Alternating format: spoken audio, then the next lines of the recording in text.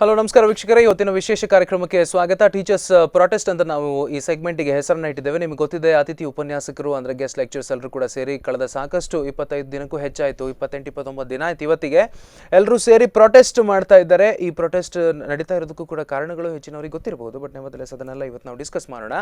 ಈ 1 ಗಂಟೆ ಕಾರ್ಯಕ್ರಮದಲ್ಲಿ ನಮ್ಮ ಜೊತೆ ಮಾತನಾಡೋದಕ್ಕೆ ಇಬ್ಬರು ಅತಿಥಿ ಶಿಕ್ಷಕರು ಬಂದಿದ್ದಾರೆ. ಅತಿಥಿಗಳು ಮತ್ತು ಅವರು ಅತಿಥಿ ಶಿಕ್ಷಕರು ಕೂಡ. ನಮಸ್ತೆ, ರಂಜಿತ್ ಶೆಟ್ರಿಗೆ ಸ್ವಾಗತ. ರಂಜಿತ್ ಶೆಟ್ರು ಅತಿಥಿ ಉಪನ್ಯಾಸಕರ ಸಂಘದ ಉಡುಪಿ ಜಿಲ್ಲೆ ಅಧ್ಯಕ್ಷರಾಗಿದ್ದಾರೆ. ಮತ್ತು ನಮಿತಾ ಆಚಾರ್ಯ ಮೇಡಮ್ ಅವರೇ, ನಮಸ್ತೆ, ನಿಮಗೂ ಕೂಡ ಕಾರ್ಯಕ್ರಮಕ್ಕೆ ಸ್ವಾಗತ. ಅವರು ಇಂಗ್ಲೀಷ್ ಉಪನ್ಯಾಸಕಿ, ಅಜರ್ಕಾಡು ಸರ್ಕಾರಿ ಮಹಿಳಾ ಪ್ರಥಮ ದರ್ಜೆ ಕಾಲೇಜಿನಲ್ಲಿ ಅವರು ಇಂಗ್ಲೀಷ್ ಪಾಠವನ್ನು ಮಾಡ್ತಾರೆ. ಮೇಡಮ್ ಅವರು ಎಷ್ಟು ದಿನ ಆಯ್ತು ಈಗ ಪಾಠ ಮಾಡಿದೆ? 29 ಡೇಸ್ ಆಯ್ತು, 29 ದಿನ ಆಯ್ತು. ಓಕೆ, ಪಾಠನೇ ಇಲ್ಲ ಮಕ್ಕಳಿಗೆ ಅಲ್ವಾ? ಓಕೆ ಸರ್, ಇವತ್ತಿನ ಡೆವಲಪ್ಮೆಂಟ್ ಏನು ನಿಮ್ಮ ಸಂಘದ್ದು? 29ನೇ ದಿನಕ್ಕೆ ನಮ್ಮ ಮುಷ್ಕರ ಕಾಲಿಟ್ಟಿದೆ. ಇವತ್ತು ಎಲ್ಲ ಕಡೆ ಎಂದಿನ ಹಾಗೆ ಕ್ಲಾಸ್ ತಗೊಳ್ತಾ ಇಲ್ಲ. ಇಡೀ ರಾಜ್ಯಾದ್ಯಂತ ನಾವು ಅತಿಥಿ ಉಪನ್ಯಾಸಕರು ಎಲ್ಲೋ ಒಂದ್ ಕಡೆ 2 ಕಡೆ ಬಿಟ್ರೆ ತರಗತಿಯನ್ನ ಬಹಿಷ್ಕರಿಸಿದ್ದೇವೆ, ತರಗತಿಯಿಂದ ಹೊರಗೆ ಬಂದಿದ್ದೇವೆ. ಉಪನ್ಯಾಸಕರು ಬೀದಿಗೆ ಬಂದಿದ್ದಾರೆ. ಬೀದಿಗೆ ಬಂದಿದ್ದಾರೆ ಅಂದ್ರೆ ನಾವಾಗಿ ನಮ್ಮ ಬೇಡಿಕೆಗಳನ್ನು ಇಟ್ಟಿದ್ದೇವೆ. ಇದಕ್ಕೆ ದೊಡ್ಡ ಕಾರಣ, ಈಗ ಉಪನ್ಯಾಸಕರನ್ನ ಭರ್ತಿ ಮಾಡ್ಕೊಳ್ತೇವೆ ಅಂತ ಸರ್ಕಾರ ಹೊರಟಿದ್ದು. ಕರೆಕ್ಟ್. ಆ ಮೂಲಕ ನಮ್ಮನ್ನ ಏನು 10-15 ವರ್ಷ ಸರ್ವಿಸ್ ಮಾಡಿದ್ದಾರೆ ಫ್ರೀ ಆಗಿ ಅಂತ ಹೇಳ್ತೇನೆ, ಉಚಿತವಾಗಿ ಸರ್ಕಾರದ ಸೇವೆ ಸಲ್ಲಿಸಿದ ನಿಜವಾದ ಉಪನ್ಯಾಸಕರಿಗೆ ಅನ್ಯಾಯ ಮಾಡ್ತಾ ಇದ್ದಾರೆ. ಅವರನ್ನೇ ತಗೊಳ್ಳಿ ಅನ್ನುವ ದೃಷ್ಟಿಯಿಂದ ಹೊರಟಿದ್ದೇವೆ. ಇವತ್ತಿನ ನಮ್ಮ ಜಿಲ್ಲೆಯಲ್ಲಿ ಬೈಂದೂರಲ್ಲಿ ದೊಡ್ಡ ಮಟ್ಟದ ಸ್ಟ್ರೈಕ್ ಆಗಿದೆ. ಬೈಂದೂರಿನ ಶಾಸಕರು ನಮ್ಮ ಮುಷ್ಕರಕ್ಕೆ ಬಂದಿದ್ದಾರೆ, ಬಂದು ಮನವಿಯನ್ನು ತಗೊಂಡಿದ್ದಾರೆ. ಬಟ್ ಅವರಿಗೆ ಯಾವುದೇ ಭರವಸೆ ಕೊಡುವ ಹಾಗಿಲ್ಲ. ಈಗ ನೀತಿ ಸಂಹಿತೆ ಇದೆ, ಮುಖ್ಯಮಂತ್ರಿ ಅವರ ಹತ್ರ ಮಾತಾಡ್ತೇನೆ ಅನ್ನೋದಾಗಿ ಹೇಳಿದ್ದಾರೆ, ಅಷ್ಟು ಬಿಟ್ರೆ ಮತ್ತೆ ಯಾವ ಭರವಸೆಯನ್ನು ಕೊಟ್ಟಿಲ್ಲ. ಹೀಗೆ ಇವತ್ತಿನ ದಿನ ಸ್ಟ್ರೈಕ್ ಅನ್ನು ಮಾಡಿದೆ. Okay, right. ಓಕೆ, ಇವತ್ತು ಬೈಂದೂರಿನ ಶಾಸಕರಾದಂಥ ಗೋಪಾಲ್ ಪೂಜಾರಿ ಅವರಿಗೆ ಅತಿಥಿ ಉಪನ್ಯಾಸಕರೆಲ್ಲರೂ ಕೂಡ ಸೇರಿ ಸ್ಟ್ರೈಕ್ ಮಾಡಿ ಅವರ ಮನವಿಯನ್ನು ಅವರಿಗೆ ಕೊಟ್ಟಿದ್ದಾರೆ. ಅವ್ರು ಏನು ಹೇಳಿದ್ರು ಅಂತ ಕೇಳೋಣ. ಏನು ಹೇಳೋದಕ್ಕೆ ಸಾಧ್ಯ ಇಲ್ಲ ಅವರು, ಯಾಕೆಂತ ಹೇಳಿದ್ರೆ ಈಗ ಚುನಾವಣೆ ನೀತಿ ಸಂಹಿತೆ ಇದೆ. ವೀಕ್ಷಕರೇ, ಮೊನ್ನೆ ಒಂದು 5 ದಿನದ ಹಿಂದೆ ಉಡುಪಿಯಲ್ಲಿ ಮೊನ್ನೆ ನಡೆದಂತಹ ಟೀಚರ್ಸ್ ಪ್ರೊಟೆಸ್ಟ್ ಏನಿತ್ತು, ಅದರದೊಂದು ಪ್ಯಾಕೇಜ್ ನಾವು 5-6 ದಿನಗಳ ಹಿಂದೆ ಪ್ರಸಾರ ಮಾಡಿದ್ವಿ. ಅದು ಈ ವಿಷಯಕ್ಕೆ ಸಂಬಂಧಪಟ್ಟಿದ್ದಾಗಿರೋದ್ರಿಂದ ಆ ಪ್ಯಾಕೇಜ್ ಏನಿತ್ತು, ಸ್ಟೂಡೆಂಟ್ಸ್ಗಳು ಏನು ಹೇಳಿದ್ದಾರೆ ಮೋಸ್ಟ್ಲಿ ಅದನ್ನು ನಾವು ನೋಡಬೇಕು. ಮತ್ತು ಅತಿಥಿ ಉಪನ್ಯಾಸಕರು ಕೂಡ ಒಬ್ಬರು ಮಾತಾಡಿದ್ದಾರೆ ಅದರಲ್ಲಿ. ಅವರ ಅಭಿಪ್ರಾಯ ಏನಿತ್ತು ಬನ್ನಿ ನೋಡೋಣ.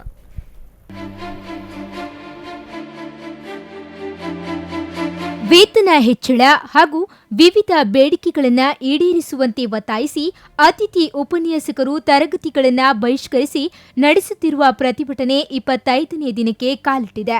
ಉಡುಪಿಯಲ್ಲಿ ಪ್ರತಿಭಟನೆ ನಡೆಸುತ್ತಿರುವ ಅತಿಥಿ ಉಪನ್ಯಾಸಕರು ತಮ್ಮ ಬೇಡಿಕೆ ಈಡೇರಿಸದೆ ಕದಲಲ್ಲ ಎಂದಿದ್ದಾರೆ. ಹೌದು, ಹಲವು ವರ್ಷಗಳಿಂದ ಪದವಿ ಹಾಗೂ ಸ್ನಾತಕೋತ್ತರ ಪದವಿ ವಿದ್ಯಾರ್ಥಿಗಳಿಗೆ ಉಪನ್ಯಾಸ ನೀಡುತ್ತಿರುವ ಸಾಕಷ್ಟು ಅತಿಥಿ ಉಪನ್ಯಾಸಕರು ಇದ್ದಾರೆ. ತಮ್ಮ ಬೇಡಿಕೆಗಳನ್ನು ಸರ್ಕಾರದ ಮುಂದೆ ಇಟ್ಟಿದ್ದಾರೆ. ಆದರೆ ಸರ್ಕಾರ ಮಾತ್ರ ಕಣ್ಣಿದ್ದು ಕುರುಡರಂತೆ ವರ್ತಿಸ್ತಾ ಇರೋದು ಉಪನ್ಯಾಸಕರ ಆಕ್ರೋಶಕ್ಕೆ ಕಾರಣವಾಗಿದೆ. ಜನವರಿ 12ರಿಂದಲೇ ಪ್ರತಿಭಟನೆಯನ್ನ ನಡೆಸುತ್ತಿರುವ ಅತಿಥಿ ಉಪನ್ಯಾಸಕರು ಈ ಕೂಡಲೇ ತಮ್ಮ ಮನವಿಗೆ ಸ್ಪಂದಿಸುವಂತೆ ಒತ್ತಾಯಿಸಿದ್ದಾರೆ. ಸಾಕಷ್ಟು ವರ್ಷಗಳಿಂದ ಅತಿಥಿ ಉಪನ್ಯಾಸಕರಾಗಿ ಸೇವೆ ಸಲ್ಲಿಸುತ್ತಿರುವವರಿಗೆ ಕೇವಲ 9,500 ರೂಪಾಯಿ ವೇತನ ನೀಡಲಾಗ್ತಾ ಇದೆ. ಅಲ್ಲದೆ 3 ತಿಂಗಳಿಗೊಮ್ಮೆ ವೇತನ ನೀಡಲಾಗುತ್ತಿದೆ ಎನ್ನುವ ಆರೋಪವೂ ಕೇಳಿ ಬರ್ತಾ ಇದೆ. ಇತ್ತ ವೇತನವನ್ನು ಹೆಚ್ಚಿಸದೆ ಖಾಯಂ ನೇಮಕಾತಿಯೂ ಮಾಡದೇ ಇರೋದ್ರಿಂದ ಅತಿಥಿ ಉಪನ್ಯಾಸಕರು ಅತಂತ್ರ ಸ್ಥಿತಿಯಲ್ಲಿದ್ದಾರೆ.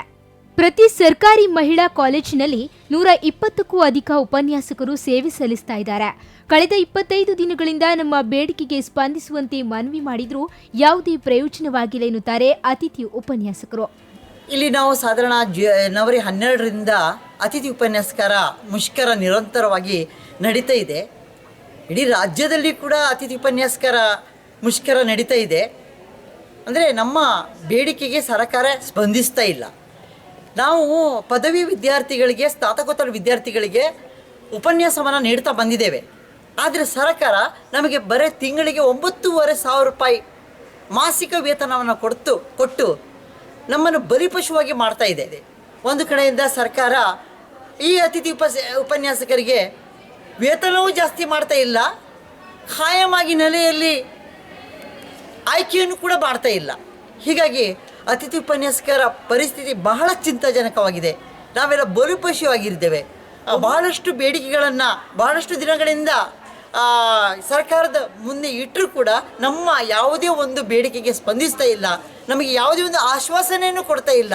ನಮ್ಮ ಕಾಲೇಜ್ ಸ್ಟಾರ್ಟ್ ಆಗಿದ್ದರಿಂದ ಒಂದು 2-3 ವಾರ ಆಗ್ತಾ ಬಂತು, ನಮಗೆ ಒಂದು ಲೆಕ್ಚರ್ಸ್ ಅವ್ರು ಬರ್ತಿಲ್ಲ, ಎಲ್ಲ ಗೆಸ್ಟ್ ಲೆಕ್ಚರ್ಸ್ ಇದ್ದಾರೆ. ಸೊ ನಮಗೆ ಒಂದು ಪಾಠ ನಾವು ಎಲ್ಲ ಕಾಲೇಜಲ್ಲಿ ಪಾಠ ಆಗ್ತಿದೆ, ಎಕ್ಸಾಮ್ಸ್ ಹತ್ರ ಬರ್ತಿದೆ, ನಮಗೆ ಅಂತ ಎಕ್ಸಾಮ್ಸ್ ಇಲ್ಲ, ಪಾಠ ಸಹ ಇಲ್ಲ. ನಮ್ಮ ಪಾಠ ಬೇಕಂತ ಹೇಳಿದರೆ ನಮ್ಗೆ ಇರೋದು ಶಾರ್ಟೇಜ್ ಇದೆ ಪರ್ಮನೆಂಟ್ ಲೆಕ್ಚರ್ಸ್ನವ್ರು ಸಹ ಕೆಲವರಿಗಿಲ್ಲ. ನಮ್ಮ ಕ್ಲಾಸಿಗಂತೂ ಪರ್ಮನೆಂಟ್ ಲೆಕ್ಚರ್ಸ್ ಒಬ್ಬರೇ ಇರೋದು, ಒಬ್ಬರೇ ಎಲ್ಲ ಸಬ್ಜೆಕ್ಟನ್ನು ಕವರ್ ಮಾಡಲಿಕ್ಕೆ ಆಗೋದಿಲ್ಲ. ಸೊ ನಮಗೆ ಲೆಕ್ಚರ್ಸ್ ಬೇಕಿದ್ದಾರೆ. ನಾವು ಎಷ್ಟು ಹೇಳಿದ್ರು ಲೆಕ್ಚರ್ಸ್ನವ್ರು ಸಹ ಪ್ರಾಬ್ಲಮ್ ಇದ್ದಾರೆ, ಅವರ ಪ್ರಾಬ್ಲಮ್ ಅಂತ ಸಹ ಕೇಳ್ಕೋಬೇಕು. ಸೊ ನಮಗೆ ಅಂತ ಎಕ್ಸಾಮ್ಸ್ ಹತ್ರ ಬರ್ತದೆ, ನಮ್ಮ ಒಂದೇ ಕಾಲೇಜಿಗೋಸ್ಕರ ನಮ್ಮ ಯೂನಿವರ್ಸಿಟಿ ಎಕ್ಸಾಮ್ ಮುಂದೆ ಹಾಕೋದಿಲ್ಲ. ಸೊ ನಮ್ಮ ಒಂದೇ ಕಾಲೇಜಿಗೆ ಎಲ್ಲ ಕಾಲೇಜು ಆದರೆ ಪರ್ಮನೆಂಟ್ ಲೆಕ್ಚರ್ಸ್ನವರೇ ಜಾಸ್ತಿ ಇಲ್ಲ, ಪ್ರೈವೇಟ್ ಲೆಕ್ಚರ್ಸ್ನವರೇ ಇರೋದು. ಸೊ ಎಲ್ಲ ಕಾಲೇಜ್ನವರಿಗೆ ಎಕ್ಸಾಮ್ಸಿಗೆ ಕಷ್ಟ ಆಗ್ತಿದೆ. ಮ್ಯಾಂಗ್ಳೂರು ಯೂನಿವರ್ಸಿಟಿಯಿಂದ ಎಕ್ಸಾಮ್ಸ್ ಬರೀಬೇಕಾದ್ರೆ ನಾವು ಎಕ್ಸಾಮ್ಸ್ ಎಂತ ಬರೆಯೋದು? ಎಲ್ಲ ಮಕ್ಕಳು ಫೇಲ್ ಆದರೆ ಅವರ ಭವಿಷ್ಯದ ಪ್ರಶ್ನೆ ಅಲ್ಲ. ಪ್ರಿನ್ಸಿಪಲ್ಸ್ ಎಂತ ಹೇಳ್ತಾರೆ ಎಲ್ರಿಗೂ, ಇಲ್ಲ ಅವ್ರು ಬರ್ತಾ ಇಲ್ಲ, ಅದಕ್ಕೆ ನಮಗೆ ಪಾಠ ಇಲ್ಲ ಅಂತ. ನಾವು ಎಲ್ಲಿಗಂತ ಹೋಗೋದು? ಯಾರು ಪಾಠ ಮಾಡ್ತಾರೆ ನಮಗೆ? ಇತ್ತ ಉಪನ್ಯಾಸಕರು ಪ್ರತಿಭಟನೆ ನಡೆಸುತ್ತಿರೋದ್ರಿಂದ ಸಮಯಕ್ಕೆ ಸರಿಯಾಗಿ ಪಾಠ ಇಲ್ಲದಂತಾಗಿದೆ. ಇದರಿಂದ ವಿದ್ಯಾರ್ಥಿಗಳ ಭವಿಷ್ಯದ ಮೇಲೆ ದುಷ್ಪರಿಣಾಮ ಬೀರ್ತಾ ಇದೆ. ಪರೀಕ್ಷೆಗಳು ಸಮೀಪಿಸ್ತಾ ಇದ್ದು ಪರೀಕ್ಷೆಗೆ ತಯಾರಿ ನಡೆಸಲು ತೀವ್ರ ತೊಂದರೆಯಾಗುತ್ತಿದೆ ಎಂದು ವಿದ್ಯಾರ್ಥಿಗಳು ತಮ್ಮ ಅಳಲನ್ನ ತೋಡಿಕೊಂಡ್ರು. ಅಲ್ಲದೆ 90% ವಿದ್ಯಾರ್ಥಿಗಳು ಗ್ರಾಮೀಣ ಪ್ರದೇಶಗಳಿಂದ ದಿನನಿತ್ಯವೂ ಕಾಲೇಜಿಗೆ ಬರುತ್ತಿರೋದ್ರಿಂದ ವಿದ್ಯಾರ್ಥಿಗಳಿಗೆ ಉಪನ್ಯಾಸಕರ ಮುಷ್ಕರದಿಂದ ವಿದ್ಯಾಭ್ಯಾಸಕ್ಕೆ ಅಡ್ಡಿಯಾಗ್ತಾ ಇದೆ. ಈ ಹಿನ್ನೆಲೆಯಲ್ಲಿ ಬೈಂದೂರಿನಲ್ಲಿ ಸರ್ಕಾರಿ ಪ್ರಥಮ ದರ್ಜೆ ಕಾಲೇಜಿನ ವಿದ್ಯಾರ್ಥಿಗಳು ಪ್ರತಿಭಟನೆ ನಡೆಸಿದ್ರು. ಕಾಲೇಜಿಗೆ ಬೀಗ ಜಡಿದು ಧರಣಿ ಕೂತ್ರು. ಈ ಕಾಲೇಜಲ್ಲಿ ನಿಯರ್ಲಿ 900 ಮೆಂಬರ್ಸ್ ಸ್ಟೂಡೆಂಟ್ಸ್ ಇಲ್ಲಿ ಓದ್ತಾ ಇದ್ದಾರೆ. ಆದ್ರೆ ಇಲ್ಲಿ ಪರ್ಮನೆಂಟ್ ಲೆಕ್ಚರ್ಸ್ ಓನ್ಲಿ 3 ಮೆಂಬರ್ಸ್ ಮಾತ್ರ ಇದ್ದಾರೆ. ಉಳಿದವರೆಲ್ಲರೂ ಪ್ರೈವೇಟ್ ಲೆಕ್ಚರ್ಸ್ ಆಗಿದ್ದಾರೆ. ಅವರು ಗೌರ್ಮೆಂಟ್ ಆಗೋ ತನಕ ನಮ್ಗೆ ಇಲ್ಲಿ ಕ್ಲಾಸಸ್ ನಡೆಸೋದಿಲ್ಲ ಅಂತ ಹೇಳ್ತಾ ಇದ್ದಾರೆ. ಆದ್ರೆ ಇಲ್ಲಿ 900 ವಿದ್ಯಾರ್ಥಿಗಳ ಭವಿಷ್ಯ ಏನಂತ ಅವ್ರು ಇನ್ನೂ ಯೋಚನೆ ಮಾಡಿಲ್ಲ. ಹಾಗೆ ಗೌರ್ಮೆಂಟ್ ಕೂಡ ಇದನ್ನ ಯೋಚನೆ ಮಾಡಬೇಕಾಗಿದೆ. ಅವರು ಬರೀ ಎಲೆಕ್ಷನ್ ನೋಡ್ತಾ ಇದ್ರೆ, ಆದ್ರೆ ಇಲ್ಲಿ ನಮ್ ಭವಿಷ್ಯ ಏನಂತ ಇಲ್ಲಿ ನೋಡ್ತಾ ಇಲ್ಲ. ನಮ್ದು ಕಾಮರ್ಸ್ ಡಿಪಾರ್ಟ್ಮೆಂಟ್ ಅಲ್ಲಿ 9 ಕ್ಲಾಸಸ್ ಇದೆ. ಇಲ್ಲಿ ಪರ್ಮನೆಂಟ್ ಲೆಕ್ಚರ್ಸ್ ಒಬ್ರು ಇದ್ದಾರೆ. ಈ 9 ಕ್ಲಾಸ್ ಒಂದು ಲೆಕ್ಚರ್ ಹೇಗೆ ಮೇಂಟೈನ್ ಮಾಡ್ತಾರೆ? ಇದನ್ನ ಗೌರ್ಮೆಂಟ್ ಅವರು ನೋಡ್ಬೇಕಾಗಿದೆ. ಇಲ್ಲ ಪ್ರೈವೇಟ್ ಲೆಕ್ಚರ್ಸ್ ಅನ್ನ ಗೌರ್ಮೆಂಟ್ ಆಗಿ ಮಾಡಬೇಕಾಗಿದೆ. ನಮ್ಗೆ ಇಲ್ಲಿ ಭವಿಷ್ಯಕ್ಕೆ ತೊಂದರೆ ಆಗ್ತಿದೆ. ಬೈಂದೂರು ಕಾಲೇಜಿನಲ್ಲಿ 3 ಮಂದಿ ಸರ್ಕಾರಿ ಉಪನ್ಯಾಸಕರು ಇದ್ದು 20 ಮಂದಿ ಅತಿಥಿ ಉಪನ್ಯಾಸಕರಾಗಿದ್ದಾರೆ. ಆದ್ರೆ ಈ 20 ಮಂದಿ ಪ್ರತಿಭಟನೆಯಲ್ಲಿ ನಿರತರಾದ್ರೆ ಉಪನ್ಯಾಸಕರನ್ನ ನಂಬಿ ಬಂದ ವಿದ್ಯಾರ್ಥಿಗಳ ಗತಿ ಯಕ್ಷ ಪ್ರಶ್ನೆಯಾಗಿದೆ. ಸುಮಾರು 1 ತಿಂಗಳಿಂದ ನಮ್ಮ ಗೆಸ್ಟ್ ಲೆಕ್ಚರ್ ಸ್ಟ್ರೈಕ್ ಮಾಡ್ತಾ ಇದ್ದಾರೆ. ಹಾಗೆ ನಮಗೆ ಉಡುಪಿಯನ್ನ ಒಂದು ಶಿಕ್ಷಣವಂತರ ನಾಡು ಅಂತ ಹೇಳುವಾಗ ನಮ್ಮ ಮಕ್ಕಳು, ನಮ್ಮ ಕಾಲೇಜಿನ ಮಕ್ಕಳು 10 ಗಂಟೆಗೆ ಬಂದು ಅಲ್ಲಿ ಉಡುಪಿಯಲ್ಲಿ ಸುತ್ತಾಡ್ತಿರುವಾಗ ಅದೇನಾಗ್ತದೆ, ನಮ್ಮ ಕಾಲೇಜಲ್ಲಿ ಕ್ಲಾಸಸ್ ಆಗ್ತಾ ಇಲ್ಲ ಅಂತ ಕ್ವಶನ್ ಮಾಡ್ತಾ ಇದೆ. ಬಟ್ ಕ್ವಶನ್ ಮಾಡುವವರಿಗೆ ನಮ್ಮ ಸಮಸ್ಯೆ ಅರ್ಥ ಆಗ್ತಾ ಇಲ್ಲ. ಎಷ್ಟು ದಿನದಿಂದ ಕ್ಲಾಸಸ್ ಆಗ್ತಾ ಇಲ್ಲ. ಗೆಸ್ಟ್ ಲೆಕ್ಚರ್ಸ್ 20 ನಂತರ ಬರ್ತಾರೆ ಅಂತ ಹೇಳ್ತಾರೆ. ಅವರಿಗೂ ಹೌದು, ಅವರಿಗೂ ಕೆಲವು ಕಾರಣಗಳಿವೆ ಬರ್ತಾರಂತ. ಆದರೆ ಅವ್ರು 20ಇಂದ ಬಂದು ಎಷ್ಟೊಂದು ಪೋರ್ಷನ್ ಕವರ್ ಮಾಡ್ಲಿಕ್ಕೆ ಆಗ್ತದೆ? ಆಗಲ್ಲ. ಮೊದಲು ಅವರಿಗೆ ಏನು ಸಮಸ್ಯೆ ಇದೆ ಅದನ್ನು ಫಸ್ಟ್ ಫಿಲ್ ಮಾಡಿದರೆ ಮಾತ್ರ ಅವ್ರು ಬರ್ಲಿಕ್ಕೆ ಆಗ್ತದೆ. ಅವರಿಗೆ ಸ್ಯಾಲ್ರಿ ಕೊಡ್ತಾ ಇಲ್ಲ. ಹೌದು, ಈಗ ಯಾವುದೇ ಕ್ಷೇತ್ರ ಇಲ್ಲ, ನಾವು ಸ್ಯಾಲ್ರಿ ಇಲ್ಲ ಅಂದರೆ ಯಾರು ಹೋಗ್ಲಿಕ್ಕೆ ರೆಡಿ ಇದ್ದೇವೆ? ಯಾರು ಕೂಡ ಹೋಗ್ಲಿಕ್ಕೆ ರೆಡಿ ಇಲ್ಲ. ಇವರು ಸ್ಟ್ರೈಕ್ ಮಾಡ್ತಾ ಇದ್ರೆ ನಮಗೆ ಇಂಟರ್ನಲ್ ಏನು ನಿಲ್ಲುವುದಿಲ್ಲ. ಇಂಟರ್ನಲ್ ಆಗ್ತಾ ಇದೆ. ಪ್ರತಿ ಕಾಲೇಜಲ್ಲಿ 2 ಚಾಪ್ಟರ್ಸ್ ಕಂಪ್ಲೀಟ್ ಆಯಿತು. ಬಟ್ ನಮ್ಮದು ಇಷ್ಟ ತನಕ ಸ್ಟಾರ್ಟ್ ಅಲ್ಲ, ಲೆಕ್ಚರ್ಸ್ನ ಮುಖ ಕೂಡ ನೋಡಲಿಲ್ಲ, ಯಾರು ಲೆಕ್ಚರ್ಸ್ ಬರ್ತಾ ಇದ್ದಾರೆ ಅಂತ. ಹೀಗೆ ಆದರೆ ಹೇಗೆ? ಸ್ಟ್ರೈಕ್ ಮತ್ತೆ ಬೇಕಾದ್ರೂ ಮಾಡೋದು. ಬಟ್ ವಿದ್ಯಾರ್ಥಿಗಳ ಭವಿಷ್ಯ ಯಾವಾಗ? ಈಗ ನಮಗೆ ಕಲೀಲಿಕ್ಕೆ ಸಿಕ್ಕಿದ ಅವಕಾಶ ಮತ್ತೆ 1 ವರ್ಷ ಬಿಟ್ಟು ಬರ್ತೇವೆ ಅಂದರೆ ಸಿಗಲ್ಲ. ಸಿಗೋದು 3 ಮಂತ್. ಹೀಗೆ ಒಟ್ನಲ್ಲಿ ಸರ್ಕಾರ ಸಂಬಂಧಪಟ್ಟವರು ಈ ಕೂಡಲೇ ಅತಿಥಿ ಉಪನ್ಯಾಸಕರ ಬೇಡಿಕೆಗಳಿಗೆ ಸ್ಪಂದಿಸಿ ಕರ್ತವ್ಯದ ಮೇಲೆ ಹಾಜರಾಗುವಂತೆ ಅವಕಾಶ ಮಾಡಿಕೊಡಬೇಕೆಂದು ಪ್ರತಿಭಟನಾ ನಿರತ ವಿದ್ಯಾರ್ಥಿಗಳು ಕೋರಿದ್ದಾರೆ. ಇತ್ತ ನಮ್ಮ ಬೇಡಿಕೆಗೆ ಸ್ಪಂದಿಸದೇ ಇದ್ದಲ್ಲಿ ಮುಂದಿನ ಚುನಾವಣೆ ಬಹಿಷ್ಕಾರದೊಂದಿಗೆ ಉಗ್ರ ಪ್ರತಿಭಟನೆ ನಡೆಸುವುದಾಗಿ ಅತಿಥಿ ಉಪನ್ಯಾಸಕರು ಎಚ್ಚರಿಕೆ ನೀಡಿದ್ದಾರೆ. ಪ್ರಮುಸುವರ್ಣ ಉಡುಪಿ, ಮಹೇಶ್ ಗಣಿಗ, ಬೈಂದೂರು, ಸ್ಪಂದನ ನ್ಯೂಸ್.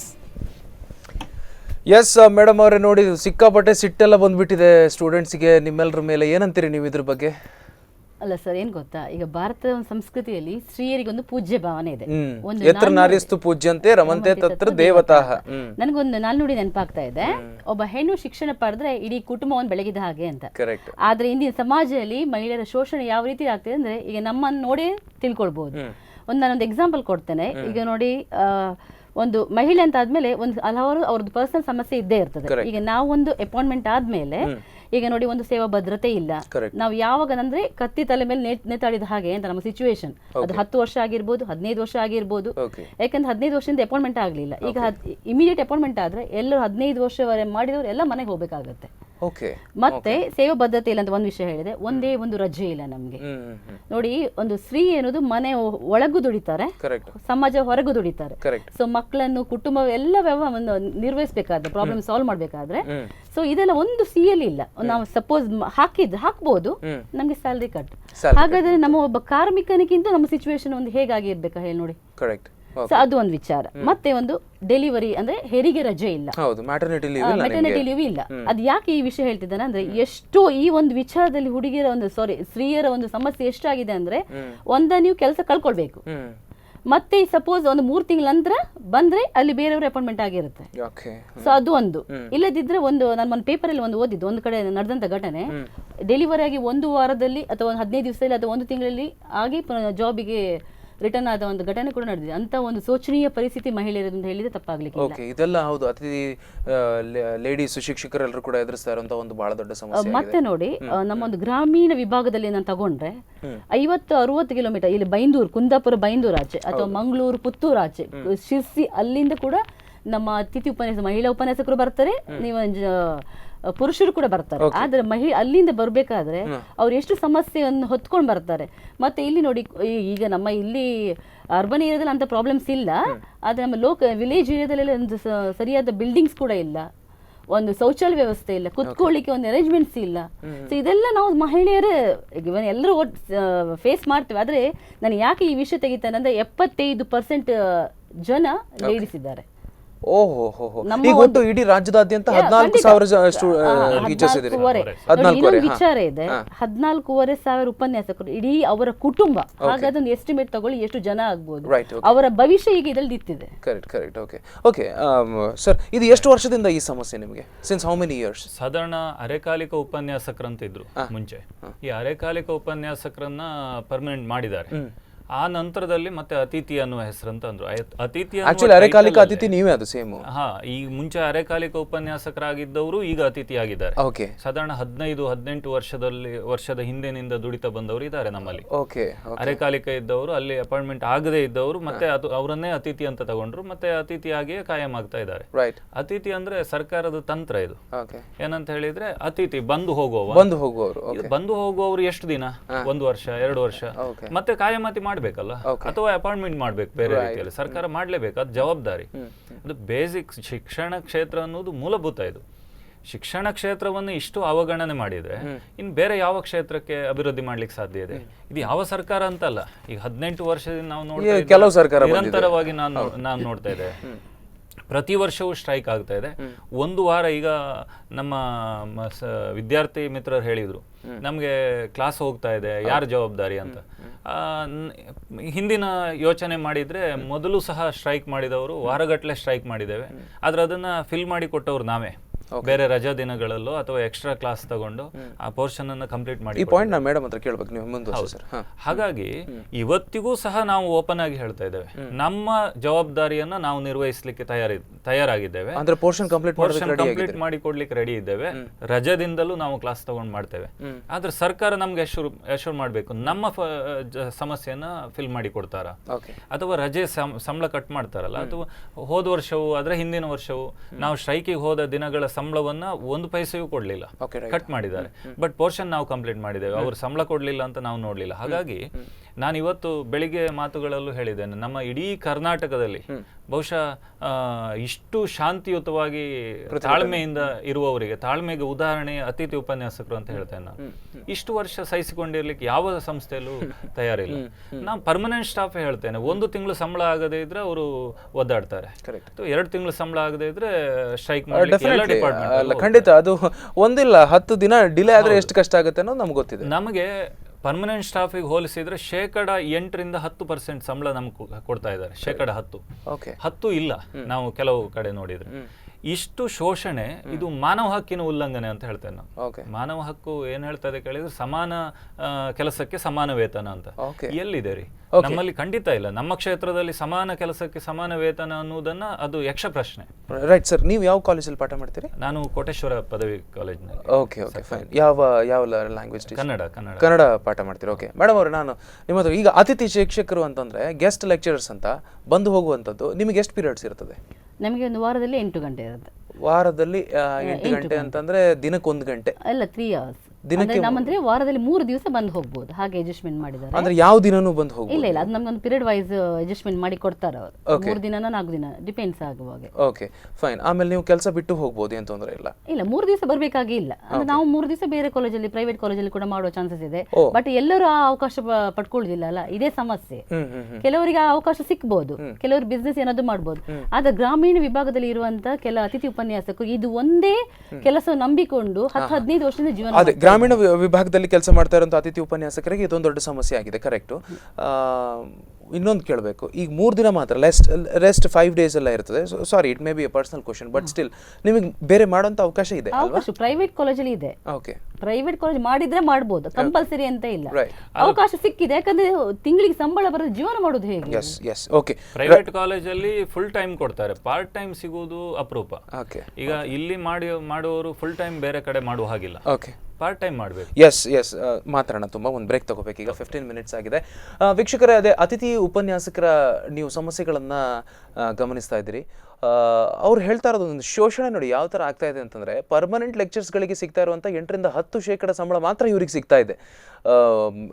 ಬೇರೆ ಬೇರೆ ಕಡೆಯಲ್ಲಿ ಬೇರೆ ಬೇರೆ ಅತಿಥಿ ಉಪನ್ಯಾಸಕರಿಗೆ ಅಷ್ಟು ಮಾತ್ರ ಪೀರಿಯಡ್ಸ್ ಇರುತ್ತೆ. ಅದೆಲ್ಲ ನಾನು ಮೇಡಮ್ ಹತ್ರ ಡೀಟೇಲ್ ಆಗಿ ಕೇಳಬೇಕಾಗಿದೆ. ಬಟ್ ನೆವರ್ದಲೆಸ್ ಇವ್ರ ಕೂಗನ್ನು ಹಾಗಾದ್ರೆ ಯಾರು ಕೇಳಿಸೋರೇ ಇಲ್ವಾ? ಮತ್ತೆ ಯಾರು ಕೇಳಬೇಕು ಸರ್ಕಾರ ಅಲ್ಲದೆ? ಇದೊಂದು ದೊಡ್ಡ ಪ್ರಶ್ನೆ ಆಯ್ತದೆ. ಎಲ್ಲದರ ಬಗ್ಗೆ ಮಾತಾಡೋಣ. ಒಂದು ಸಣ್ಣ ಬ್ರೇಕ್ ನಂತರ ಕಾರ್ಯಕ್ರಮ ಮತ್ತೆ ಮುಂದುವರಿತದೆ.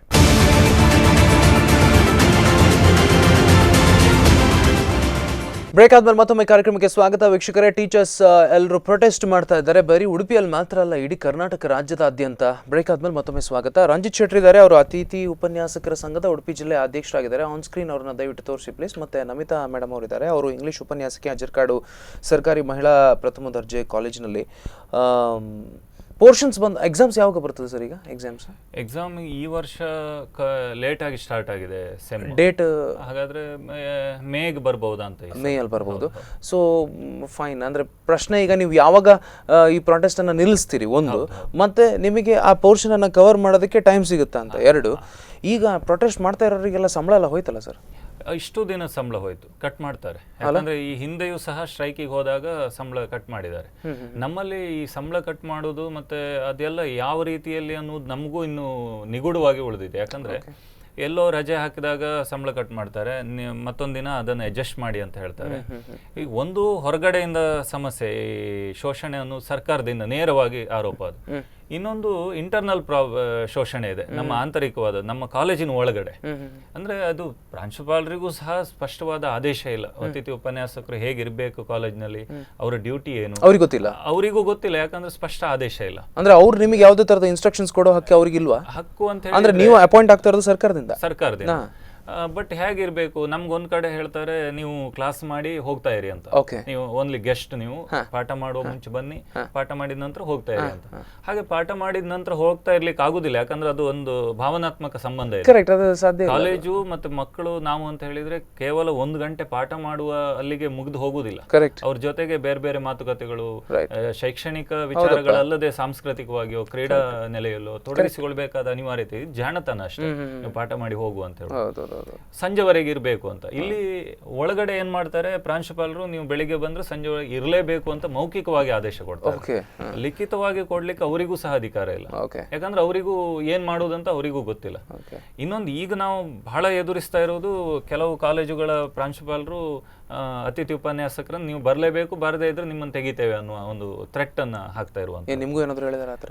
ನನಗಿನ್ನೂ ಹೇಳಿಲ್ಲ, ಬಟ್ ನಮ್ಮ ಉಪನ್ಯಾಸಕರು ನನ್ನ ಜೊತೆ ಹೇಳಿಕೊಳ್ತಾ ಇದ್ದಾರೆ, ನಮ್ಮ ಕಾಲೇಜಲ್ಲಿ ಹೀಗೆ ಹೇಳ್ತಾ ಇದ್ದಾರೆ. ನಾನು ನೇರವಾಗಿ ಹೇಳಿದ್ದೇನೆ, ಅವ್ರಿಗೆ ಅಧಿಕಾರ ಇದ್ರೆ ತೆಗಿಲಿಕ್ಕೆ ಹೇಳಿ ಅಂತ. ಯಾಕಂದ್ರೆ ಇದು ಒಂದು ಬದುಕಿನ ಜೊತೆ ಆಟ ಆಡ್ಲಿಕ್ಕೆ ಯಾರು ನೋಡ್ಬಾರ್ದು. ನಮ್ಮ ಮೇಲಾಧಿಕಾರಿಗಳು ನಮ್ಮ ಸಮಸ್ಯೆಗಳನ್ನು ಅರ್ಥ ಮಾಡಿಕೊಳ್ಬೇಕು, ಮತ್ತು ಅವ್ರ ಜೊತೆಗೆ ಸಹೋದ್ಯೋಗಿಗಳಾಗಿರುವವರು. ಎಷ್ಟೋ ಜನ ಪರ್ಮನೆಂಟ್ ಸ್ಟಾಫ್ಸು ಹೇಳ್ತಾರೆ ಮಕ್ಕಳ ಭವಿಷ್ಯದ ಜೊತೆ ಆಟ ಆಡಬೇಡಿ, ಮಕ್ಕಳನ್ನ ನೋಡ್ಕೊಳ್ಳಿ ಅಂತ ಹೇಳುವ ಅವರು, ಅವ್ರ ಜೊತೆಗೆ ಪಕ್ಕದಲ್ಲೇ ಕೂತಿರುವ ನಮ್ಮಂತಹ ಸಹೋದ್ಯೋಗಿಗಳ ಬಗ್ಗೆ ಎಷ್ಟು ಯೋಚನೆ ಮಾಡಿದ್ದಾರೆ. ಇಷ್ಟು ದಿನ ಈ ಪ್ರಾಂಶುಪಾಲರ ಸಭೆಯಲ್ಲಿ ಎಷ್ಟು ಮಾತಾಡಿದ್ದಾರೆ ನಮ್ಮ ಬಗ್ಗೆ. ಸರ್ಕಾರದ ಬಗ್ಗೆ ಇವರು ಮಾತಾಡ್ಬೋದು, ಅಧಿಕಾರಿಗಳವರು. JD ಮೀಟಿಂಗ್ ಇರ್ತದೆ, ಅಲ್ಲಿ ನಮ್ಮ ಸಮಸ್ಯೆಯನ್ನೇ ಪ್ರಧಾನವಾಗಿ ಮಾತಾಡುವಂತಹ ಅವಕಾಶಗಳಿವೆ ಅವರು. Right right. ಇವರೆಲ್ಲ ಎಷ್ಟು ಮಾತಾಡಿದ್ದಾರೆ ಅನ್ನುವ ಪ್ರಶ್ನೆ ಈಗ ಬರ್ತದೆ. ಎಸ್, ನಾನು ಮೇಡಮ್ ನಾನು ನಿಮ್ಮ ಹತ್ರ ಕೇಳಬೇಕು. ಈಗ ನೀವು ಈ ಹೆಂಗಸರು ಫೇಸ್ ಮಾಡ್ತಾ ಇರೋಂಥ ಸಮಸ್ಯೆಗಳು ಆಬ್ಸಲ್ಯೂಟ್ಲಿ ಪ್ರಿಸೈಸ್ ಅದನ್ನು ಹೊರತುಪಡಿಸಿ ಬೇರೆ ಏನು ಒಂದು ಕೇಳಬೇಕು ನಾನು. ಆ ಸ್ಕ್ರಿಪ್ಟಲ್ಲಿ ಪ್ಯಾಕೇಜಲ್ಲಿ ನೋಡ್ತಾ ಇದ್ವಿ 3 ತಿಂಗಳು ಡಿಲೇ ಆಗುತ್ತೆ ನಿಮಗೆ ಸಂಬಳ. ಹೌದು, 4 ತಿಂಗಳು ಕೂಡ ಆಗಿದೆ. ಈಗ ಅಕ್ಟೋಬರ್ ಬಂದದ್ದು ಇನ್ನೂ ಬಂದಿಲ್ಲ. ಓಕೆ, ಅಕ್ಟೋಬರಿಗೆ ಬಂದಿತ್ತು, ಜುಲೈಗೆ ಜಾಯ್ನ್ ಆಗಿದ್ದೇವೆ. ಜುಲೈ 1 ನಮಗೆ ಜಾಯ್ನ್ ಅಪಾಯಿಂಟ್ಮೆಂಟ್ ಲೆಟರ್ ಕೊಟ್ಟದ್ದು. ಅಕ್ಟೋಬರಿಗೆ ಬಂತು. 4 months, July, August, September, October, 4 months. ಈಗ ಆಗ್ತಾ ಉಂಟು ಅಷ್ಟೇ. ಅದೀಗ ಬರುತ್ತಂತ ಗ್ಯಾರಂಟಿ? ಅದು ಬರ್ತದೆ, ಬಂದೇ ಬರ್ತದೆ, ಖಂಡಿತ ಬರ್ತದೆ, ಬಟ್ ಡಿಲೇ. ಈಗ ಒಂದು ಸಮಸ್ಯೆ ಏನು ಗೊತ್ತಾ, ಈಗ ಒಂದ್ ನಿಮಿಷ ಮೇಡಮ್, ಬರೋದು ನಿಮಗೆ ಒಟ್ಟಾಗಿ 4 ತಿಂಗಳದ ಒಟ್ಟಿಗೆ ಬರುತ್ತೆ? ಅದು ಬರ್ತದೆ. ಈಗ ಸಮಸ್ಯೆ ಹೇಳಿ ಮೇಡಮ್. ಏನ್ ಗೊತ್ತಾ, ಈಗ ನಮ್ಮಂತಾದ್ರೆ ಹಸ್ಬೆಂಡ್ ದುಡಿತಾರೆ, ಇನ್ನೊಂದು ಕಾಲೇಜಲ್ಲಿ ಸ್ವಲ್ಪ ಮಟ್ಟಿಗೆ. ಈಗ ನಮ್ಮ ಕಾಲೇಜಲ್ಲಿ ಸೀನ್ ತುಂಬಾ ಜನ ನೋಡಿದ್ದಾನೆ, ಗ್ರಾಮೀಣ ಪ್ರದೇಶದವರು ಒಂದೇ ಕಡೆ ಕೆಲಸ ಮಾಡಿಕೊಂಡು ಹೆಂಡತಿ ಮಕ್ಕಳು ಸಂಸಾರ ಇಟ್ಕೊಂಡ್ಬಿಟ್ಟು ಅವ್ರು ಹೇಗೆ ಏನ್ ಮಾಡ್ಬೇಕು, ಅವ್ರು ಏನ್ ಮಾಡ್ತಾರೆ ಅಂದ್ರೆ ಬೇರೆಯವ್ರ ಹತ್ರ ಕೈ ಸಾಲ ಮಾಡ್ಕೊಂಡಿರ್ತಾರೆ. ಸೊ ಅದು ಬಡ್ಡಿಗೆ ಹೇಳಿ ಇವ್ರು ಸಿಕ್ಕಿದಕ್ಕೆ ಅಲ್ಲಿ 10,000 ಈಗ 10,000ಕ್ಕೆ 12,000 ಕೊಡ್ಬೇಕಾಗುತ್ತೆ. ಕೈ ಸಾಲ ಯಾರು ಕೊಡುದಿಲ್ಲ. ಈಗ ಅವರ ಪರಿಸ್ಥಿತಿ ಹೇಗಾಗಬೇಡ. ಈಗ ನಾವು ಲೇಡೀಸ್ ಏನಾದ್ರು ಅಪ್ಪ ಅಮ್ಮ ಅಥವಾ ಗಂಡ. ಸೊ ಈಗ ಮದುವೆ ಆಗಿರುವಂತ ಯುವಕರು, ಮಹಿಳೆಯರು ಮಾತ್ರ ಅಲ್ಲ, ನಮಗೆ ಸಹೋದ್ಯೋಗಿ ಮಿತ್ರ ಅಂದ್ರೆ ಎಲ್ಲರೂ ಒಂದೇ. ಸೊ ಅವರ ಪಾಡೇನು?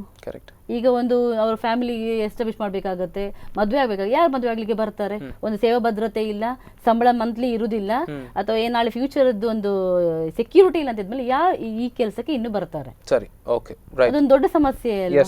ಎಸ್, ವೆರಿ ಖಂಡಿತ ವೆರಿ ವ್ಯಾಲಿಡ್ ಪಾಯಿಂಟ್.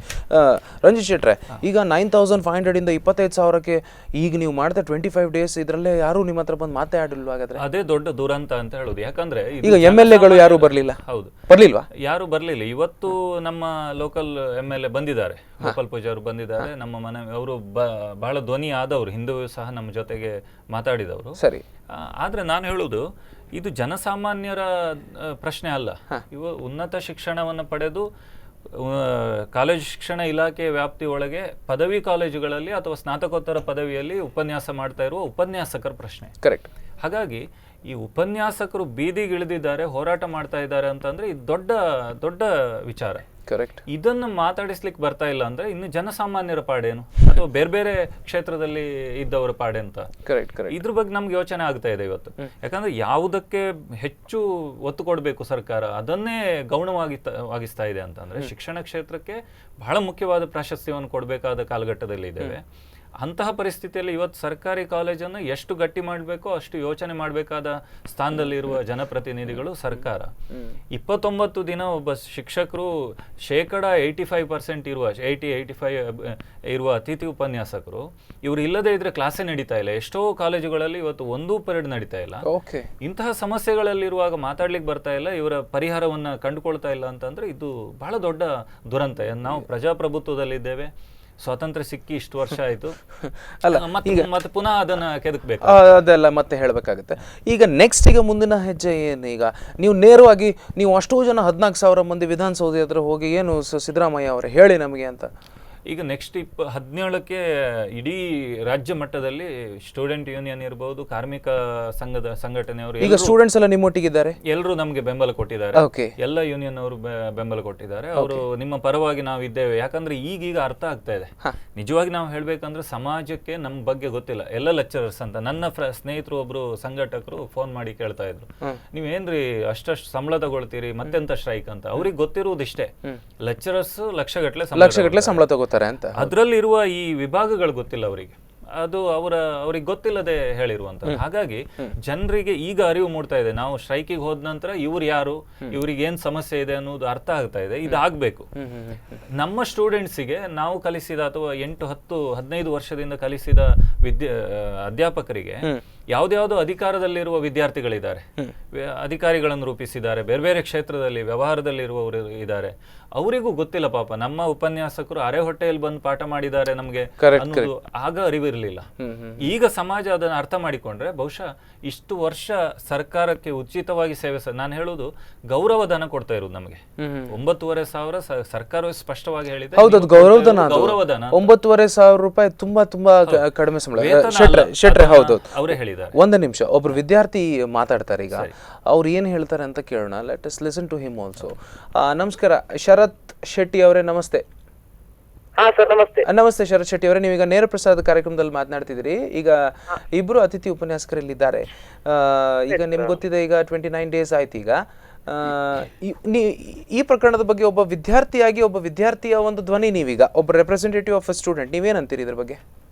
ಹೌದು ಸರ್, ಅವ್ರ ಕಷ್ಟ ನಮ್ಗೆ ಅರ್ಥ ಆಗ್ತದೆ. ಅವರು ಸ್ಟ್ರೈಕ್ ಮಾಡ್ತಿದ್ದಾರೆ. ಅವರು ನಮ್ ಕಾಲೇಜಲ್ಲೂ ಗೆಸ್ಟ್ ಲೆಕ್ಚರ್ಸ್ ಎಲ್ಲ ಸ್ಟ್ರೈಕ್ ಮಾಡ್ತಿದ್ದಾರೆ. ಯಾವ ಕಾಲೇಜ್ ಅಂದ್ರೆ ನಮ್ ಕಾಲೇಜಲ್ಲಿ ಗೆಸ್ಟ್ ಲೆಕ್ಚರ್ಸ್ ತುಂಬಾ ಜನ ಇರುವುದರಿಂದ ಪರ್ಮನೆಂಟ್ ಲೆಕ್ಚರ್ಸ್ ಇರೋದು 3 ಜನ ಸರ್. ಅದ್ರಲ್ಲಿ ಇಬ್ರು ಟ್ರೈನಿಂಗ್ ಅಂತ ಹೋಗಿದ್ದಾರೆ. ಒಬ್ರು ನಮ್ ಕಾಲೇಜಲ್ಲಿ ಕ್ಲಾಸ್ ಮಾಡ್ಬೇಕು, ಅವರು ಕ್ಲಾಸ್ ಮಾಡ್ತಾ ಇಲ್ಲ. ಆದ್ರಿಂದ ನಮ್ಗೆ ಗೆಸ್ಟ್ ಲೆಕ್ಚರ್, ನಮ್ ಕಾಲೇಜು ನಿಂತಿರೋದೇ ಗೆಸ್ಟ್ ಲೆಕ್ಚರ್ಸ್ ಮೇಲೆ. ಕರೆಕ್ಟ್. ಗೆಸ್ಟ್ ಲೆಕ್ಚರ್ ಇಲ್ಲ ಅಂದ್ರೆ ನಮ್ಗೆ ಕಾಲೇಜೇ ಇಲ್ಲ ಸರ್. ಯಾಕಂದ್ರೆ ಗೆಸ್ಟ್ ಲೆಕ್ಚರ್ 12 ವರ್ಷದಿಂದೆಲ್ಲ ಸೇವೆ ಸಲ್ಲಿಸ್ಕೊಂಡು ಬಂದವರೆಲ್ಲ ನಮ್ ಕಾಲೇಜಲ್ಲಿ ಇದ್ದಾರೆ. ಕರೆಕ್ಟ್. ಅವ್ರು ಹೇಳೋದು ಸರಿ, ನಾವು 12 ವರ್ಷದಿಂದ ಇಲ್ಲಿ ಸೇವೆಯನ್ನ ಸಲ್ಲಿಸ್ಕೊಂಡು ಬಂದಿದ್ದೇವೆ, ನಮ್ಮನ್ನ ಪರ್ಮನೆಂಟ್ ಮಾಡ್ಬೇಕು.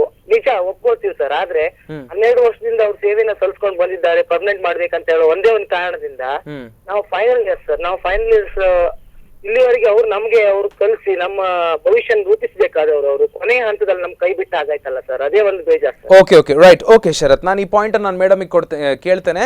ಥ್ಯಾಂಕ್ ಯು ನೀವು ನಮ್ಮ ಜೊತೆ ಮಾತನಾಡಿದ್ರಿ ಶರತ್, ತುಂಬಾ ಥ್ಯಾಂಕ್ಸ್. ಕೊನೆ ಹಂತದಲ್ಲಿ ನಮ್ ಕೈ ಬಿಟ್ಟಂಗ ಆಯ್ತಲ್ಲ ಅಂತ ಒಂದು ಮಾತನ್ನ ಹೇಳಿದ್ರು ಮೇಡಮ್. ಕೊನೆ ಹಂತದಲ್ಲಿ ಕೈ ಬಿಡ್ಲಿಲ್ಲ ಇನ್ನು ಕೂಡ. ನಾವು 20 ತಾರೀಕುವರೆಗೆ ಕಾಯ್ತಾ ಇದ್ದೇವೆ. 20ನೇ ತಾರೀಕುವರೆಗೆ ಮಾತ್ರನಾ ಈಗ? ಮಾತ್ರ ಅಂತಲ್ಲ, ಅಷ್ಟರ ನಂತರ ನಮ್ಗೊಂದು ಏನಾದ್ರು ಒಂದು ಈಡೇರ್ಬೋದು ನಮ್ಮ ಬೇಡಿಕೆ ಅಂತ. ಯಾಕಂದ್ರೆ ಈಗ ಕೋಡ್ ಆಫ್ ಕಂಡಕ್ಟ್ ಅಲ್ಲಿ ಕೊಡುವ ಹಾಗೆ ಇಲ್ಲ, ಹೇಳಿದ್ದಾರೆ ಹೇಳಿದ್ದಾರೆ. ಅದರ ನಂತರ ಕಾಯೋದು. ಮತ್ತೆ ವಿದ್ಯಾರ್ಥಿಗಳು ನಾವು ಯಾವತ್ತು ಮೋಸ ಮಾಡ್ತೇವೆ ಅಂತ ಹೇಳಿಲ್ಲ. ನಾವು ಮೊದಲೇ ಸರ್ ಆಲ್ರೆಡಿ ಹೇಳಿ ಆಗಿದೆ, ಸ್ಯಾಟರ್ಡೆ ಸಂಡೇ ಕ್ಲಾಸ್ ತಗೊಂಡಾದ್ರೂ ಇಲ್ಲಿಯವರೆಗೆ ಮಾಡ್ಲಿಲ್ಲ, ಇನ್ನು ಮಾಡೋದು ಇಲ್ಲ. ವಿದ್ಯಾರ್ಥಿಗಳ ಸಪೋರ್ಟ್ ನಮ್ಗೆ ಬೇಕೇ ಬೇಕು.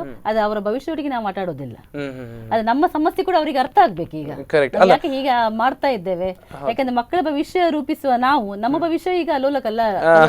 ಮುಖ್ಯವಾಗಿ ನಮ್ಮ ಮೇಲೆ ಆರೋಪ ಮಾಡೋದಕ್ಕಿಂತ ನೇರ ಸರ್ಕಾರದ ಮೇಲೆ ಆರೋಪ ಮಾಡ್ಬೇಕು. ಯಾಕೆ ಕೇಳಿದ್ರೆ, ನಾವು ಹೇಳಿದ್ದೇವೆ, ಆಗ್ಲೇ ಹೇಳಿದ್ದೇವೆ, ನಮಗೆ ಭದ್ರತೆ ಕೊಟ್ರೆ ನಾವು ಖಂಡಿತ ವಿದ್ಯಾರ್ಥಿಗಳ ಜೊತೆಗಿದ್ದೇವೆ, ಅವರ ಭವಿಷ್ಯ ರೂಪಿಸಿದ್ದೇವೆ. ಈವರೆಗೆ 15-18 ವರ್ಷದಿಂದ ನಾನು ಹೇಳಿರೋ ಹಾಗೆ ಯಾವ್ದಾವುದೋ ಕ್ಷೇತ್ರದಲ್ಲಿ ಬದುಕನ್ನು ಕಂಡುಕೊಂಡ ವಿದ್ಯಾರ್ಥಿಗಳಿದ್ದಾರೆ. ಇವತ್ತು ಅಂತಹ ಉಪನ್ಯಾಸಕನ ಪರಿಸ್ಥಿತಿ ಅತಂತ್ರ ಆಗಿದೆ. ನೆಕ್ಸ್ಟ್ ಮಂತ್ ಇಂದ ಆ ಉಪನ್ಯಾಸಕ ಇರ್ತಾನೆ ಅಂತ ಹೇಳಲಿಕ್ಕೆ ಆಗುದಿಲ್ಲ ಆ ಕಾಲೇಜಿನಲ್ಲಿ.